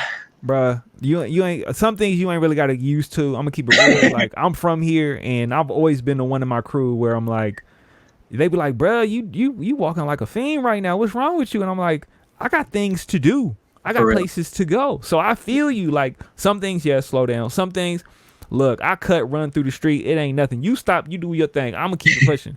Like, and I mean, that speaks to some of the reason why I kind of get along with some of my East Coast brethren out there. Shout out to those, you know, founders of Lyrical. Funny enough, Lyricist Lounge, Aunt Marshall. I don't know. I need to let them know I'm doing this. But Aunt Marshall, who's one of the founders of Lyricist Lounge, who's was a dear mentor at a time when he was out here. He was living out here doing his thing. He's from, I believe he's from Brooklyn. But the thing is, that New York Minute mentality, like, he was all that. Like, I'm talking about, this man came out here and was like, what's wrong with y'all? Y'all sleeping? And he's like busy running a TV station and doing all these things. He introduced me to people that I'm like, I didn't even trip off of who he was introducing me to and giving me access to. Like, this man was responsible for me being blessed to have an opportunity to sit with Talib Kweli for like 24 hours. You know what I'm saying? Crazy. But it's one of those things that, you know, the New York mentality, there is a need to have that balance between the two, right? Between having that hustle and having that drive to be like, the time is so important. Like, I talked about it last time, the fragility of life, but we also got to talk about the sensitivity of time, because time is the most valuable resource we have. Once you lost it, you can't get it back, right? You could get out of shape and you could get it right back. It's going to take some work, but you're going to get it. You could lose money and you could come up again. But when it comes to time, once that time is gone, that time is lost. And so, you know, it is a necessary balance between having that hustle, but also having that moment to reflect and capture those moments. I mean, we just talked about it with Felix with photos, but writing is, I mean, think about the Bible. If that was just left to words, the translation is so different in time. The context is lost. Having those words put down in those ways gives you an encapsulated moment to really understand the essence and the power of these words and what they're meant to do, what they're intended to do. And I think that, you know, for those that are listening, it's not all about being, you know, sacred. It is so much about just yourself, right? Your wellness. When we're talking about God, I mean, it could be anything. You could be thankful for the sun, for being able to give you those plants that grow to give you that food. It could be in the ability to just enjoy the time you have with the people you're with. But if you don't harness the time and truly understand the sensitivity of it, by journaling, by reflecting, by taking those moments to just hit the brakes one time, because it is a balance, right? It's not just all slow, you know. You could lose time just by not doing anything, but you have to have those moments where you're like, okay, you know what? Let me pump the brakes right now. Let me reflect. Let me digest this food that I just chewed. Let me give myself process time to really think about, this is what I went through. So, I mean, what you said hits so many different notes for people. And for me, like, personally, like, you know, I know the listeners listening, we trying to support you, but this is also support for ourselves. Because for me, it's good to hear that there's people out there who are mindful of all these different aspects of life and how they engage with it, even when it's uncomfortable, even when we struggle. Like, hearing that, like, slow down and being like, like, it's real. Like, you know what I'm saying? We just trying to figure out the balance. Sometimes you got to lift that heavy weight, but it's about the form that you maintain when you hitting it that makes the most impact. And I think that's kind of the key, right? Like, it's gonna be some strain, it's gonna be some struggle, but how well do we maintain our form through this struggle? How much do we maintain ourselves? You see how I did that? You see Alfluent, you know what I'm saying? he gave me the approval, but he's Alfluent has hit me with so many gems but it's really important. It's double entendres. Come on, we lyricists out here. But it's one of those things that is so important to pull yourself up, to get your chin above water. I'm going off. But it's one of those things that's necessary to really maintain who you are, maintain your form, maintain self. How do you sustain through the trials, tribulations, the hurdles, the obstacles, the stress, the strain, the struggle? And I think maintaining it is journaling. That's one of those things. It's repetition, it's practice. The perfection isn't the outcome, the perfection is the repetition. You practice, that's the perfection, right? As soon as you stop practicing, that's when you lose the perfection. Right. I think that people oftentimes forget that practice does make perfect, but only when you keep practicing. And I think that, you know, you definitely hit a lot of that on the head by just being so honest, open, vulnerable, because it is true. Like, people don't often speak to, you know, engagement season, marriage season. These are the times of our lives. And once those times are gone, who knows what we got? You know what I'm saying? Like, love need to be alive. You know, we out here. Lyrical opposition versus everyone. It's all love. Yeah, man. And like you talked about, the more you put it into practice, the more you be good at it. And I think that's something LO has done for me, because for the most part, like I said before, I only wrote poetry because I did it for ministry purposes and outreach purposes. And what I realized is that I didn't care about what my content was like. I didn't care if it was the best or the worst. Whenever I was given an opportunity to speak, I always spoke as if I had a message for someone. And when I led a team, I don't know how, but I was leading a team in New York of poets. And one thing that I will always tell them was, you don't go up there. When you have someone on your mind that you love, that you care about, you could be angry at them. You could be excited for them. It could be a good thing or a bad situation, whatever the case. When you're on the train, I don't know if you guys ride the train here, but when you're on the train heading there, when you're driving there, you do not rehearse what you're going to say. You just know.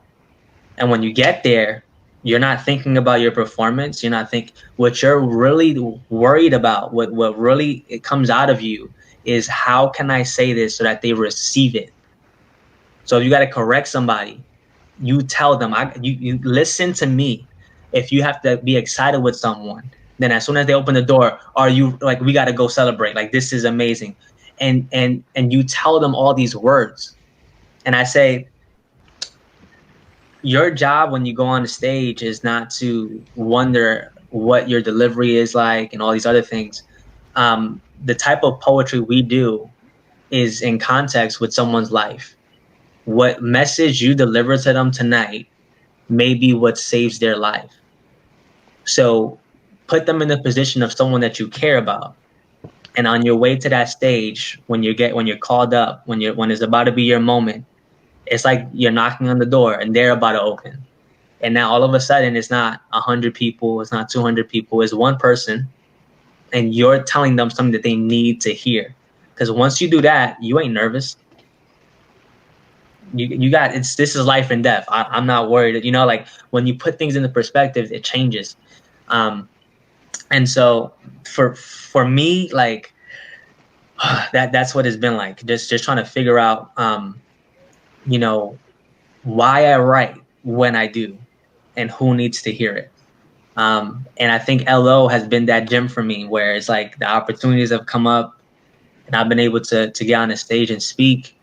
And even if it's not in the context of a church, for me, there is still a reason to share, you know, like somebody's still got to hear this and it might save somebody's life, you know, but I have been slacking. And so last, I think it was about 2 weeks ago, I was asked to do something. And so I'll share a little bit if you guys want me to share. And but this is going to be like first day back at the gym, guys. So here we go. And this is cold, by the way. I didn't even get to rehearse today. So this is cold. Perfect. Okay.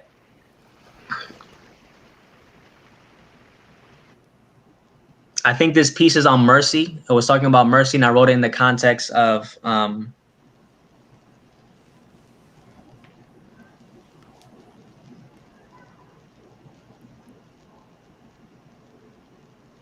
yeah, so I wrote in the context of what it takes to give mercy.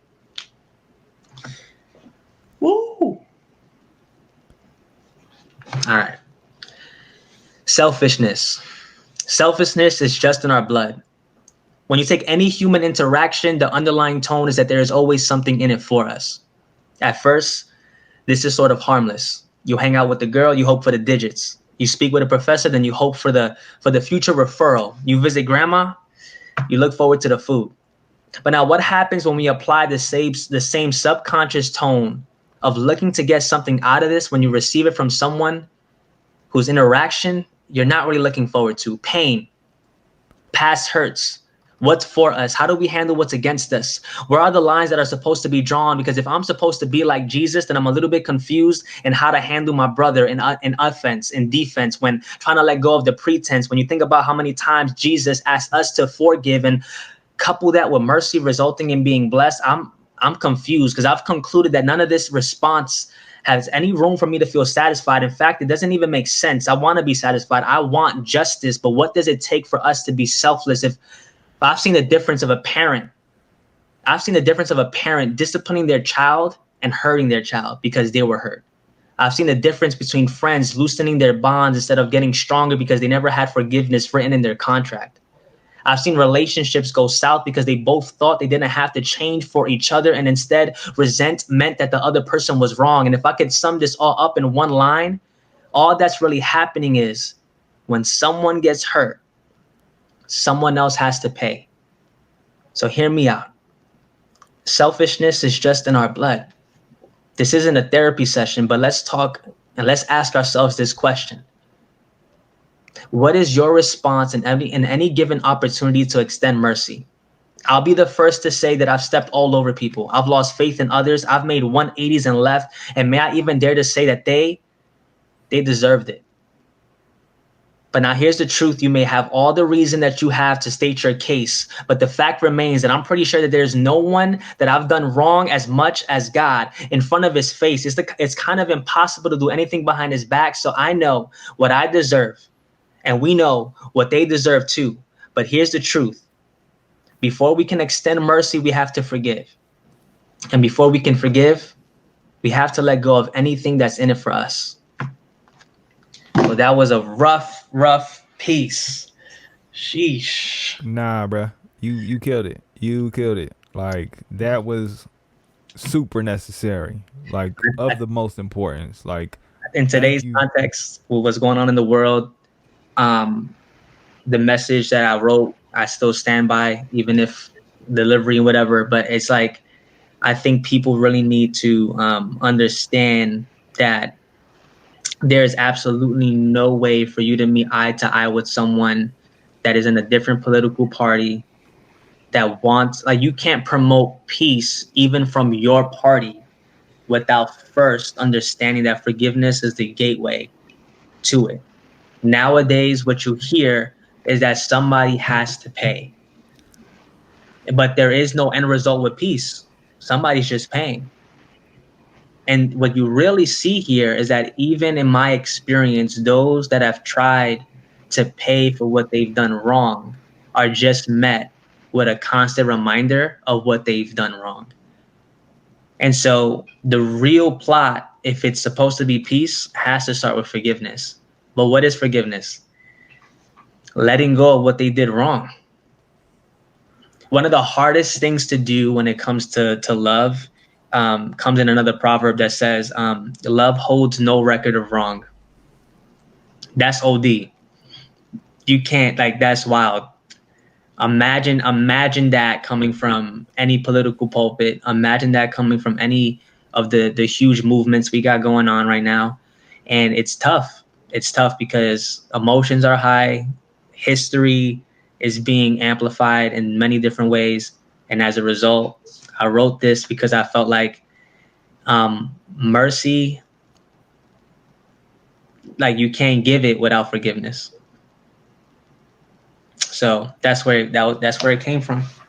I appreciate that.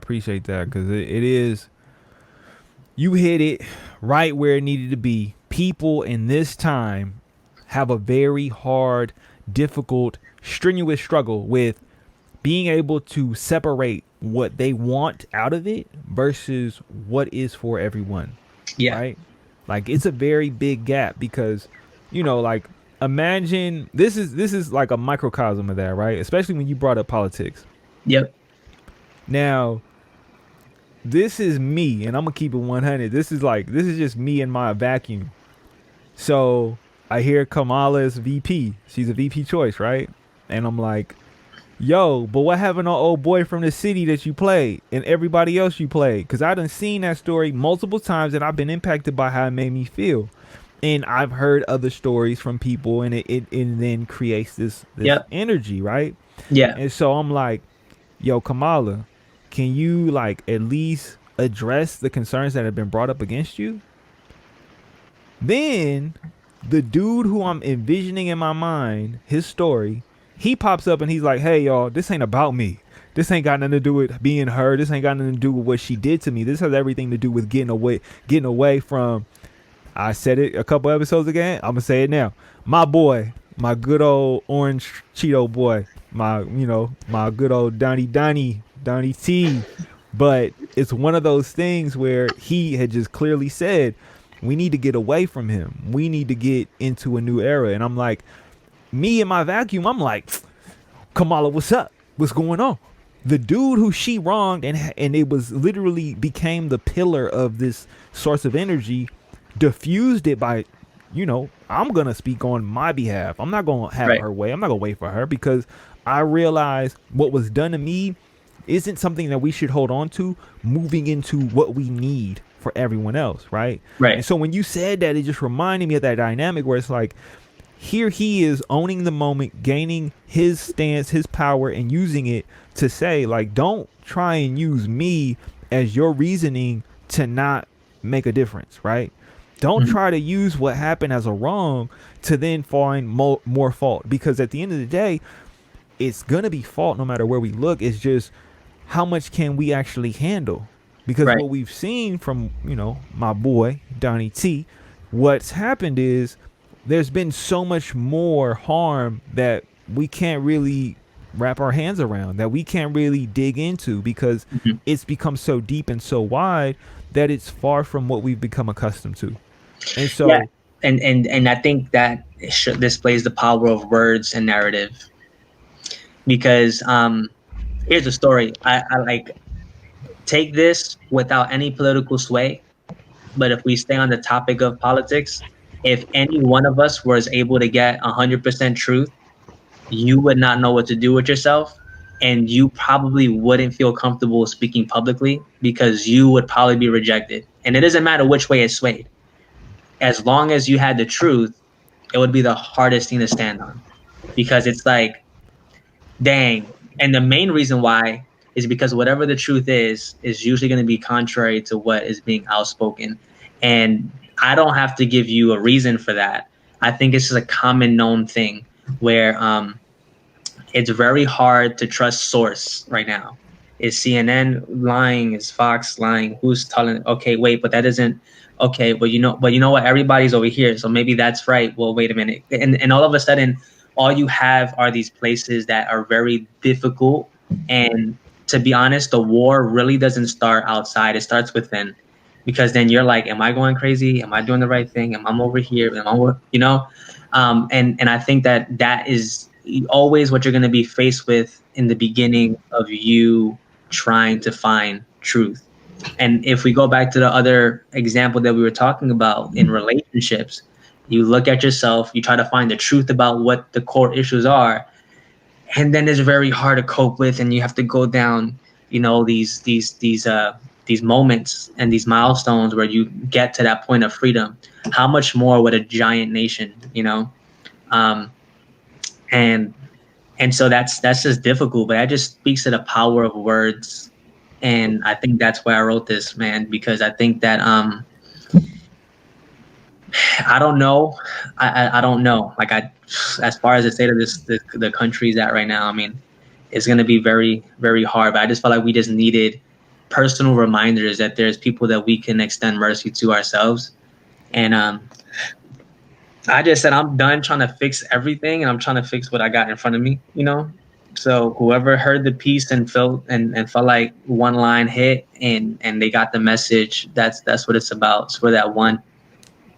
Yeah, no, I mean, you even to wrap it back around, like it highlights what you said, even when it comes to relationships, right? Like Hmm. being able to detach sometimes, like the emotions are important because they are a fuel, but Yeah. the fuel gets burnt up and then it's gone. And I think that what you really, to me, was touched on was not letting what you're holding on to drive you moving forward, right? Like a lot of times it's easy to hold those sentiments and hold on to things and then not engage mercy, not engage forgiveness, but more importantly, not let go. Hmm. Like we hold on, we take it with us, and then what is it really doing? Is it just taking up space? Is this changing our capacity for what we can handle by holding Hmm. on to these things? Because forgiveness is true. Like you know, it doesn't mean like, you know, it all has to be we come together. Like Right. forgiveness literally means I'm not going to hold the hostility towards you. It might still mean that I maintain my distance and keep my space because I know it's not a Hmm. mutual feeling, right? It's not reciprocated, right? You're Hmm. not going to take my ability to not hold on to it. You may still hold on feelings. You may still have things you're Hmm. holding on to, sentiments that I can't control, but I will do my best to convey, communicate, and model, Hmm. right? Maintain my form to show, look, I'm not going to hold on to this any longer and I'm going to Hmm. forgive you. That Hmm. doesn't mean it's going to change who you are, but it is going to change my response to you. It is going to change the energy I give you because the Hmm. hostility, right? Like, even if it's in a relationship or even if it's in a political system, we hold hostility and we want to charge in with that instead of being like, what is it that I can own in this? What can I do to change it for myself? Hmm. And then figure out what is the best way to communicate it. Because you're not going to come into a kindergarten class and be like, you really got 2 plus 2 wrong. Like you really got it 2 plus 2 wrong. You got 2 plus 2 wrong. The kid gets Right. it right. And then we go back to, but you got it wrong. What Hmm. does that do for their self-esteem? What does it do for the actual correction of their behavior? It does nothing, Hmm. right? They already figured out the problem. The problem isn't the issue, and them getting it wrong isn't the issue. It's really uplifting, highlighting when they get it right. It's really supporting when they understand, oh, I was wrong, and fostering some type of compassion through the answer, not just to be like, I'm going to vilify you for being wrong.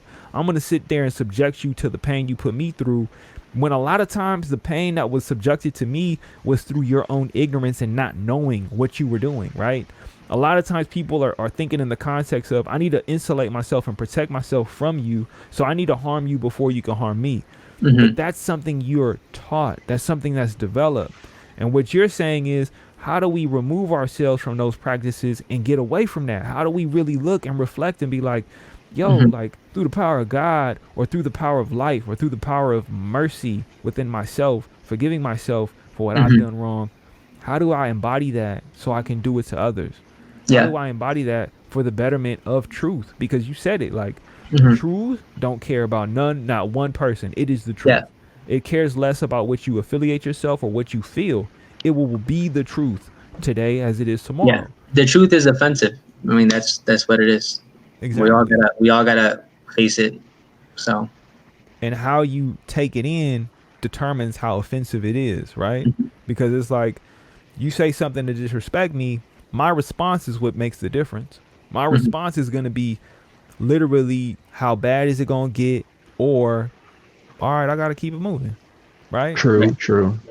And I think that's Where a we get difficult into the thing. power of Right. intention. This is where we get into the power of intention. Are we being intentional with our words? And even though we may have an idea of what we want to say, Yeah. is it going to be received in that way? So you have to be more responsible, the bigger person, and craft your conversation in a way where you know, or you have a very strong understanding that the outcome is going to go one direction rather than the other Yeah. because of the way you Yeah. carefully choose your words. So we all got a responsibility. Oh, For that's real. real. That's real. I mean, when it comes to your poetry right now, is there anything you got coming down the pipeline that you're working on? Or anything that you got to give to the world? Anything that you know you're plotting on? So I think that that's what's been kind of rejuvenating. And I see that as soon as I started thinking about, um, as soon as I started thinking about um, journaling again, all of a sudden I got an email from LO saying, "Hey, can you do a piece?" I was like, okay, it's transpiring again. Like, here we go. And I think that that's a good thing. And so, man, yeah. So I think that I'm ready to get into trouble, and that's all I can see coming on the line with on the poetry side of things, because yeah, that's it. I mean, how did you come across, like, how did poetry enter your life? Like, what was that moment? Like, how old were you? Where were you? What was Yo, going seriously. on? So, okay. So when I first was introduced to church, this woman that I was working for as a screen printer, um, I had gotten like a better job at like a 4-star restaurant in Manhattan. So it was a vegan spot. I was feeling myself. I had the chef jacket, everything. Like, I was just like, here. I was just a prep chef, but but all that happened. But that was the same time that I kind of fell into depression. So I lost the job, and I walked I literally just walked out of the street into this old job I used to work at. And this woman there was always talking to me about going to this spot, to this church and stuff like that. And so she actually paid me to go to church because she didn't have no work for me. So that's how I ended up going. But when I got there, I got coupled, like, the people that I related to were like the crazy looking kids. And like, so all the emo kids back in the day, like, it was still like all black, nails, everything. Like, it was still like that. This is like 8 years ago. And so I hung out with them, and I had my crazy hair. Like, it was out on some Dragon Ball Z stuff. I don't know what I was doing. I literally had like Naruto hand wraps on. It was horrible. Like, imagine that kid at an altar call or something. Like, what the? So so all that, and so all of those kids happened to be also in the poetry side of things at the church. So I would go hang out with them, and I didn't even write poetry. I didn't even care. But eventually I got to the point where everyone left, but I was still there with a couple of other people that actually wrote. And then they asked me if I can write. And then from then on, I actually started writing, and then they asked me to go on stage, and I did. And that's when I started to realize just the power behind the message, because I didn't think I was good. I just felt like it was all worth it. So young Seth Sasuke showing up in the pulpit came through. He was ready to make y'all believe it before y'all knew it. I mean, I you know, when you said all that, you was like Dragon Ball Z here, Naruto raps, like, I could see it. Like, you know what I'm saying? You was trying to be Hokage of the Hidden Leaf Village. You was trying to be the one. You know what I'm saying? I was trying to. You know what's funny? I was so shameless though. That's perfect. Like, that's I was what we need. like, yeah, I don't understand. No, I get it. Because when you say it, I know it. Like, trust me. You know what I'm saying? Like, we all had our moments. I remember when I was trying to be like Piccolo. I remember the days. You know what I'm saying? I used to come in with my uniform shirt wrapped around my neck, being like, nah, I'm not with y'all today. And they like, what's wrong with you? And I'm like, your boy from Namek, and I'm here to do battle. Like, what y'all trying to do? So I feel it. Like, at the end of the day, you was coming through being your most authentic self, and we evolved, right? We learned how many of these things are influences and pieces that we carry with us. But more importantly, it was like, it's kind of what brought you to this moment right now where you say something that's inspirational to me. Is like, you was the kid that was on the outside, even on the inside. You was the kid that was like, you were worth it enough for someone to want to pay you to go to church. Yeah. You know, like, regardless of how you looked, you knew you had a certain level of ethic that you put into what you did for someone to even see, like, I'm going to take this opportunity to just send you this way, which then becomes a snowball where you're like, yo, I see somebody pursuing their life and pursuing their dreams, and it's all on faith. It's on God. Yeah. And then through the power of God, through the power of energy, you meet someone who was referred to you based off of who you are. So you showing up and being unapologetic, it's you just help get rid of so many layers that people have to navigate and figure out and uncover, where it's like, nah, this is who I am. I'm unabashedly me, which helps people trust you and want to support you in your journey to see you be great, because your greatness is shown at all times. It's not something that you hid or something that you try to put and dismiss and minimize. So, you know, being a Goku at the time was really you being Goku. It wasn't on like I'm emulating. It's no, I see what leadership looks like. I see what strength looks like. I see what focus looks like. And it just so happens to be this anime looking character, and I'm gonna come through in the church like that. And that to me is like, people need to know that, like, it's what you do and who you are. Forget what you look like. Show up and be you. 'Cause Right. that helps get rid of so much, and I think that's key. Like, Yeah, and surprisingly, those were the kids that I ended up kind of like ministering to, that would show up to these youth things. And so yeah, it was actually crazy. And so I think that's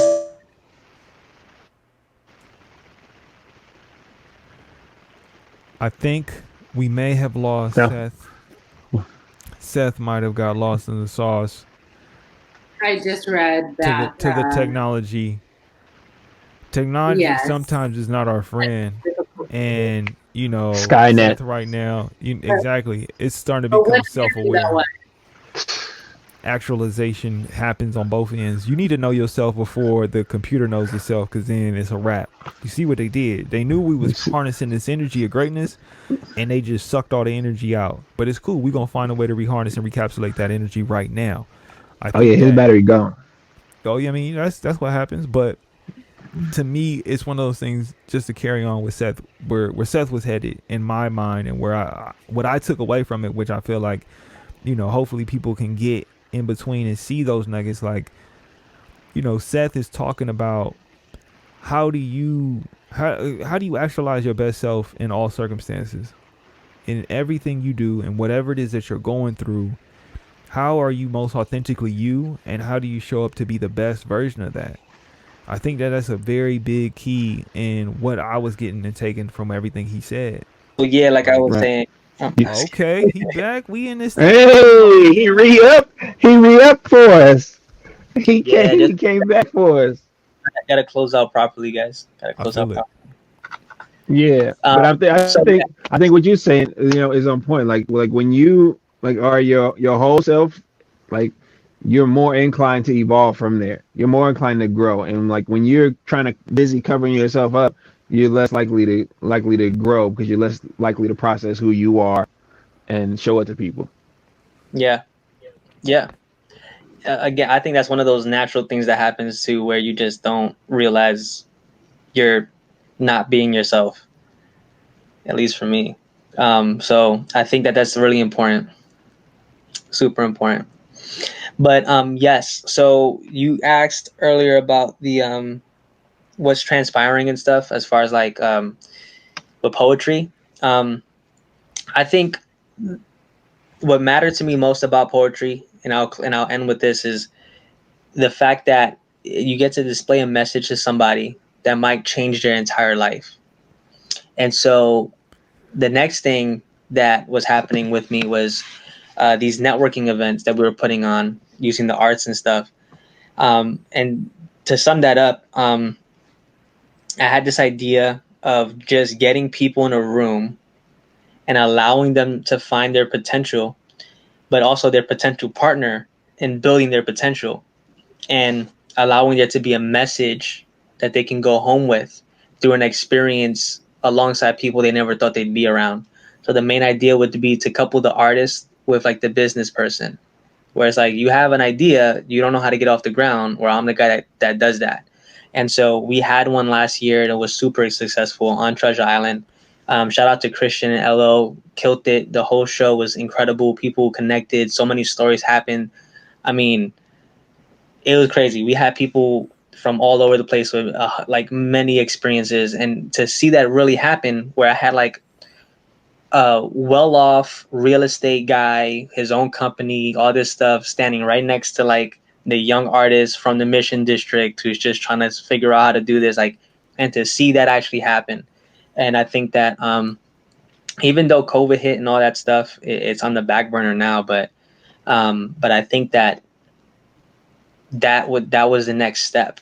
You know, that was the next step of creating those environments. But we were super successful with the last couple that we did. And then again, like I said, COVID hit, and then we had to kind of change that up and put it aside for now. And I think that this is the right vision in the wrong time. That's okay. It'll become the right vision at the right time soon. So You know, I mean, it's even worth trying to see how you could translate that in this virtual world, because I think yeah. it's super necessary for that intentional networking, right? Like the outset Mhm. of really being intentional with what type of, because oftentimes networking is like throw everybody in this fish tank and see what happens, Mm. instead of it be, what the context is. So Yeah. come in with that intention, come in with that level of thought and focus, Right. because then the outcome is way different. Like I can Yeah. speak to it. I've been in so many networking things and not really conceptualizing what is it that I need, or what's the framework that this really falls under, because having that extra structure and that support helps people figure it out. So Yeah. Seth, I ain't gonna hold you too late. I understand how it goes. You in that season, I'm in that season too. I think For it's a real. mutual thing. Like, we're looking at the time about that time. So Seth, appreciate the blessings you've given us, graciously given us so much to take and to like really help me process, help me digest, and help me grow. So honor be to you. And just any final words. Where can people find you at? Where can people look you up? Hey, look, Instagram is just simple. It's Seth Feather, Feather with an A at the end instead of ER. And I think that we should write a book about relationships. For sure. That's all I feel like. Yeah. Yeah, But hold on to besides that, that. Keep that thank energy. you guys. Thank you guys for having me on. It's awesome. I think that there's not a lot of people that are literally looking at local artists, people that others don't even know about, and allowing them to have a platform to be seen, to be supported, and to be inspired to move forward. That's what you guys have done for me. So I just thank you guys over at LO, and proud to be a part of the team as well. And nobody gives out hugs like Alex does. So that's something that you'll get to experience in the future if you come to a LO show. So for sure. Love you, All brother. right. Love you too. Take it easy, Seth. Have a good Congratulations night. again. You too, man. Thank Congratulations, for you. real. Good night, guys. Good night. And hello, Alex and Sineo, because I haven't said hello Nice, yet. nice, How are Dan. you? Lee Hokage. Village. I mean, come on. Hidden Leaf Village. Understand the game. You know what I mean? We out here. We in these trees, not these streets. Yeah, That's I mean, right. we in these trees. Right on. Thank you. Thank you for that. We try to give nice conversations. We try to have engaging conversations. We have comments on the screen. I'm trying to pronounce it. I don't think I can. Dan Krenicki 02. Who got the Dan Kranicki, yes, you got it. Dan Boom. Krenicki 02. Okay, Dan Krenicki 02. Thank you very much for the comment through Twitch right now. We are live streaming on Twitch for those Shout that out don't Twitch know. TV. We try to drop these on a Friday for all platforms, but we do live stream for those that want to engage with us and want to comment and want to be a part of the experience of Lyrical Ones. So, I understand we're getting to that witching hour. It's 2 hours into this. We've been moving, grooving, doing our thing. And, we just produced a full on movie for y'all of, we had Felix on earlier. We had Seth, we had photography, we had words.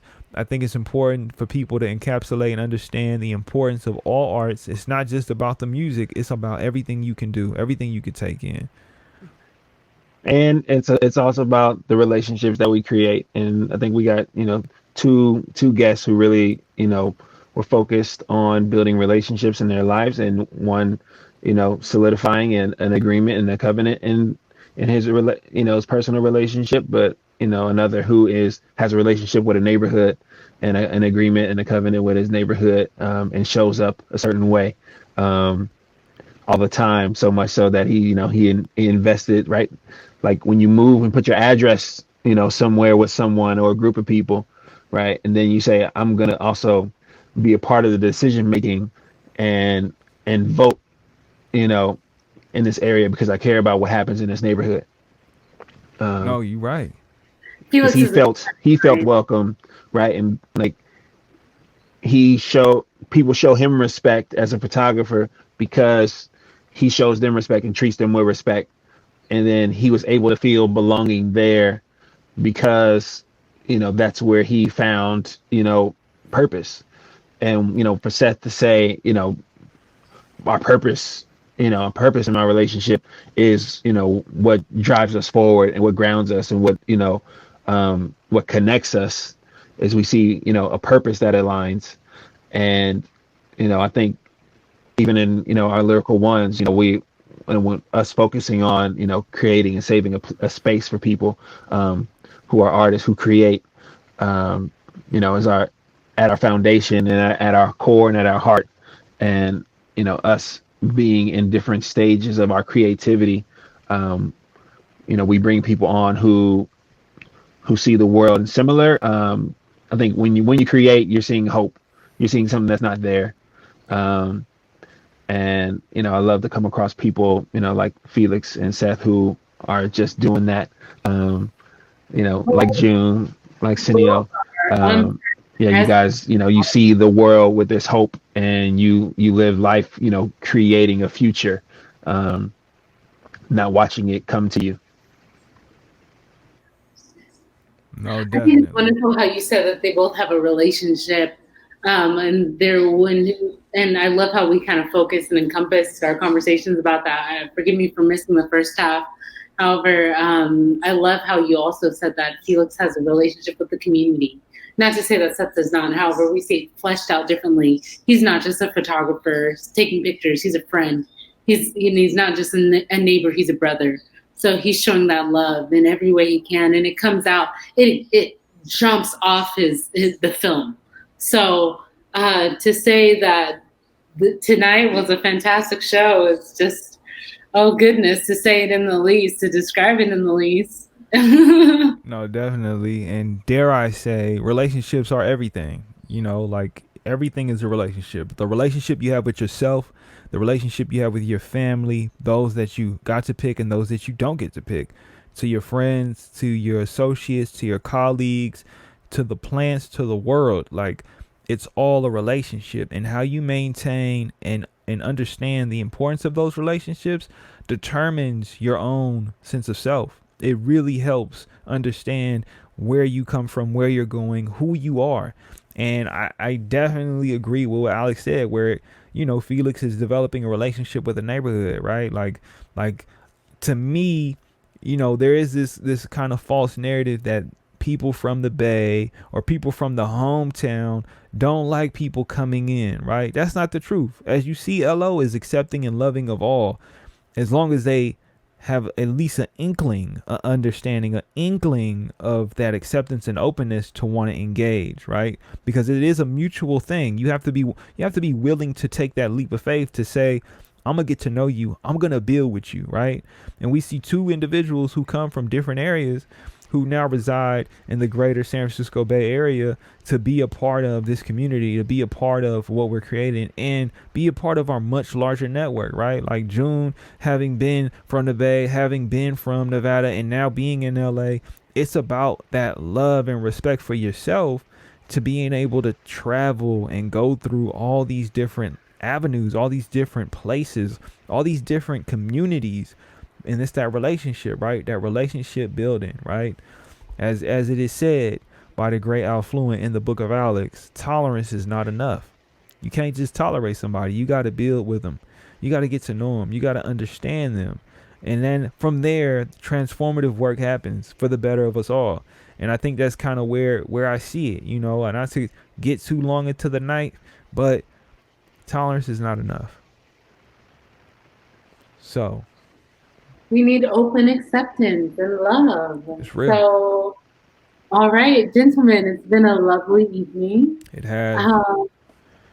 I don't know. Shout out to June. Shout out to June coming through with the hair and the makeup and the coming through with her. Yes, coming through. Go ahead, June. Do your thing. Yeah, you know what I'm saying? You gotta keep them on lock. You know what I'm saying? You gotta represent. For real, I feel it. Shout out to Sin with the mask, of course. Shout out to Affluent with the beanie and the headphones, rocking it back. Craig David, when you okay, I love it. 7 days, that's it. Craig David though, Dang. Oh God, did I do it? No. Fill me in. That's it.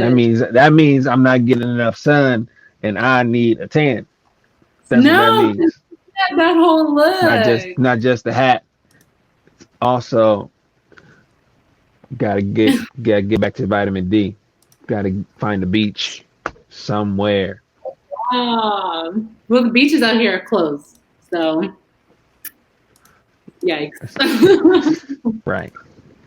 No, I feel it. I mean, you know, it is what it is. You know, right now, it's a crazy time. People, please be respectful of the space around you, the people around you. Understand the relationships and the boundaries within those relationships.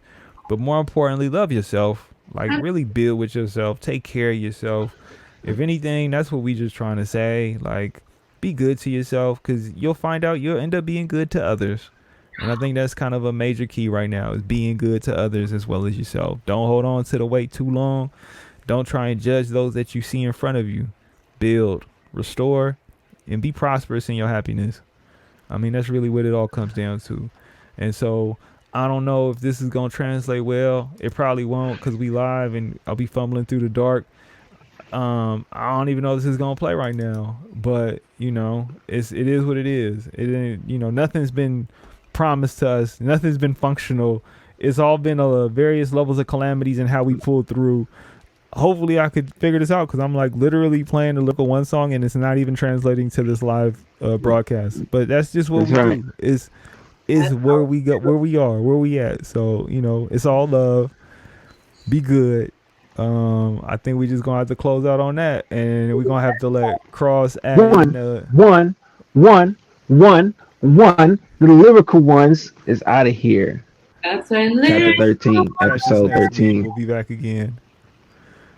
Ooh. One. Yeah, let it know. Y'all have a good night. Let it be known, girl. Good night, everyone. There you go.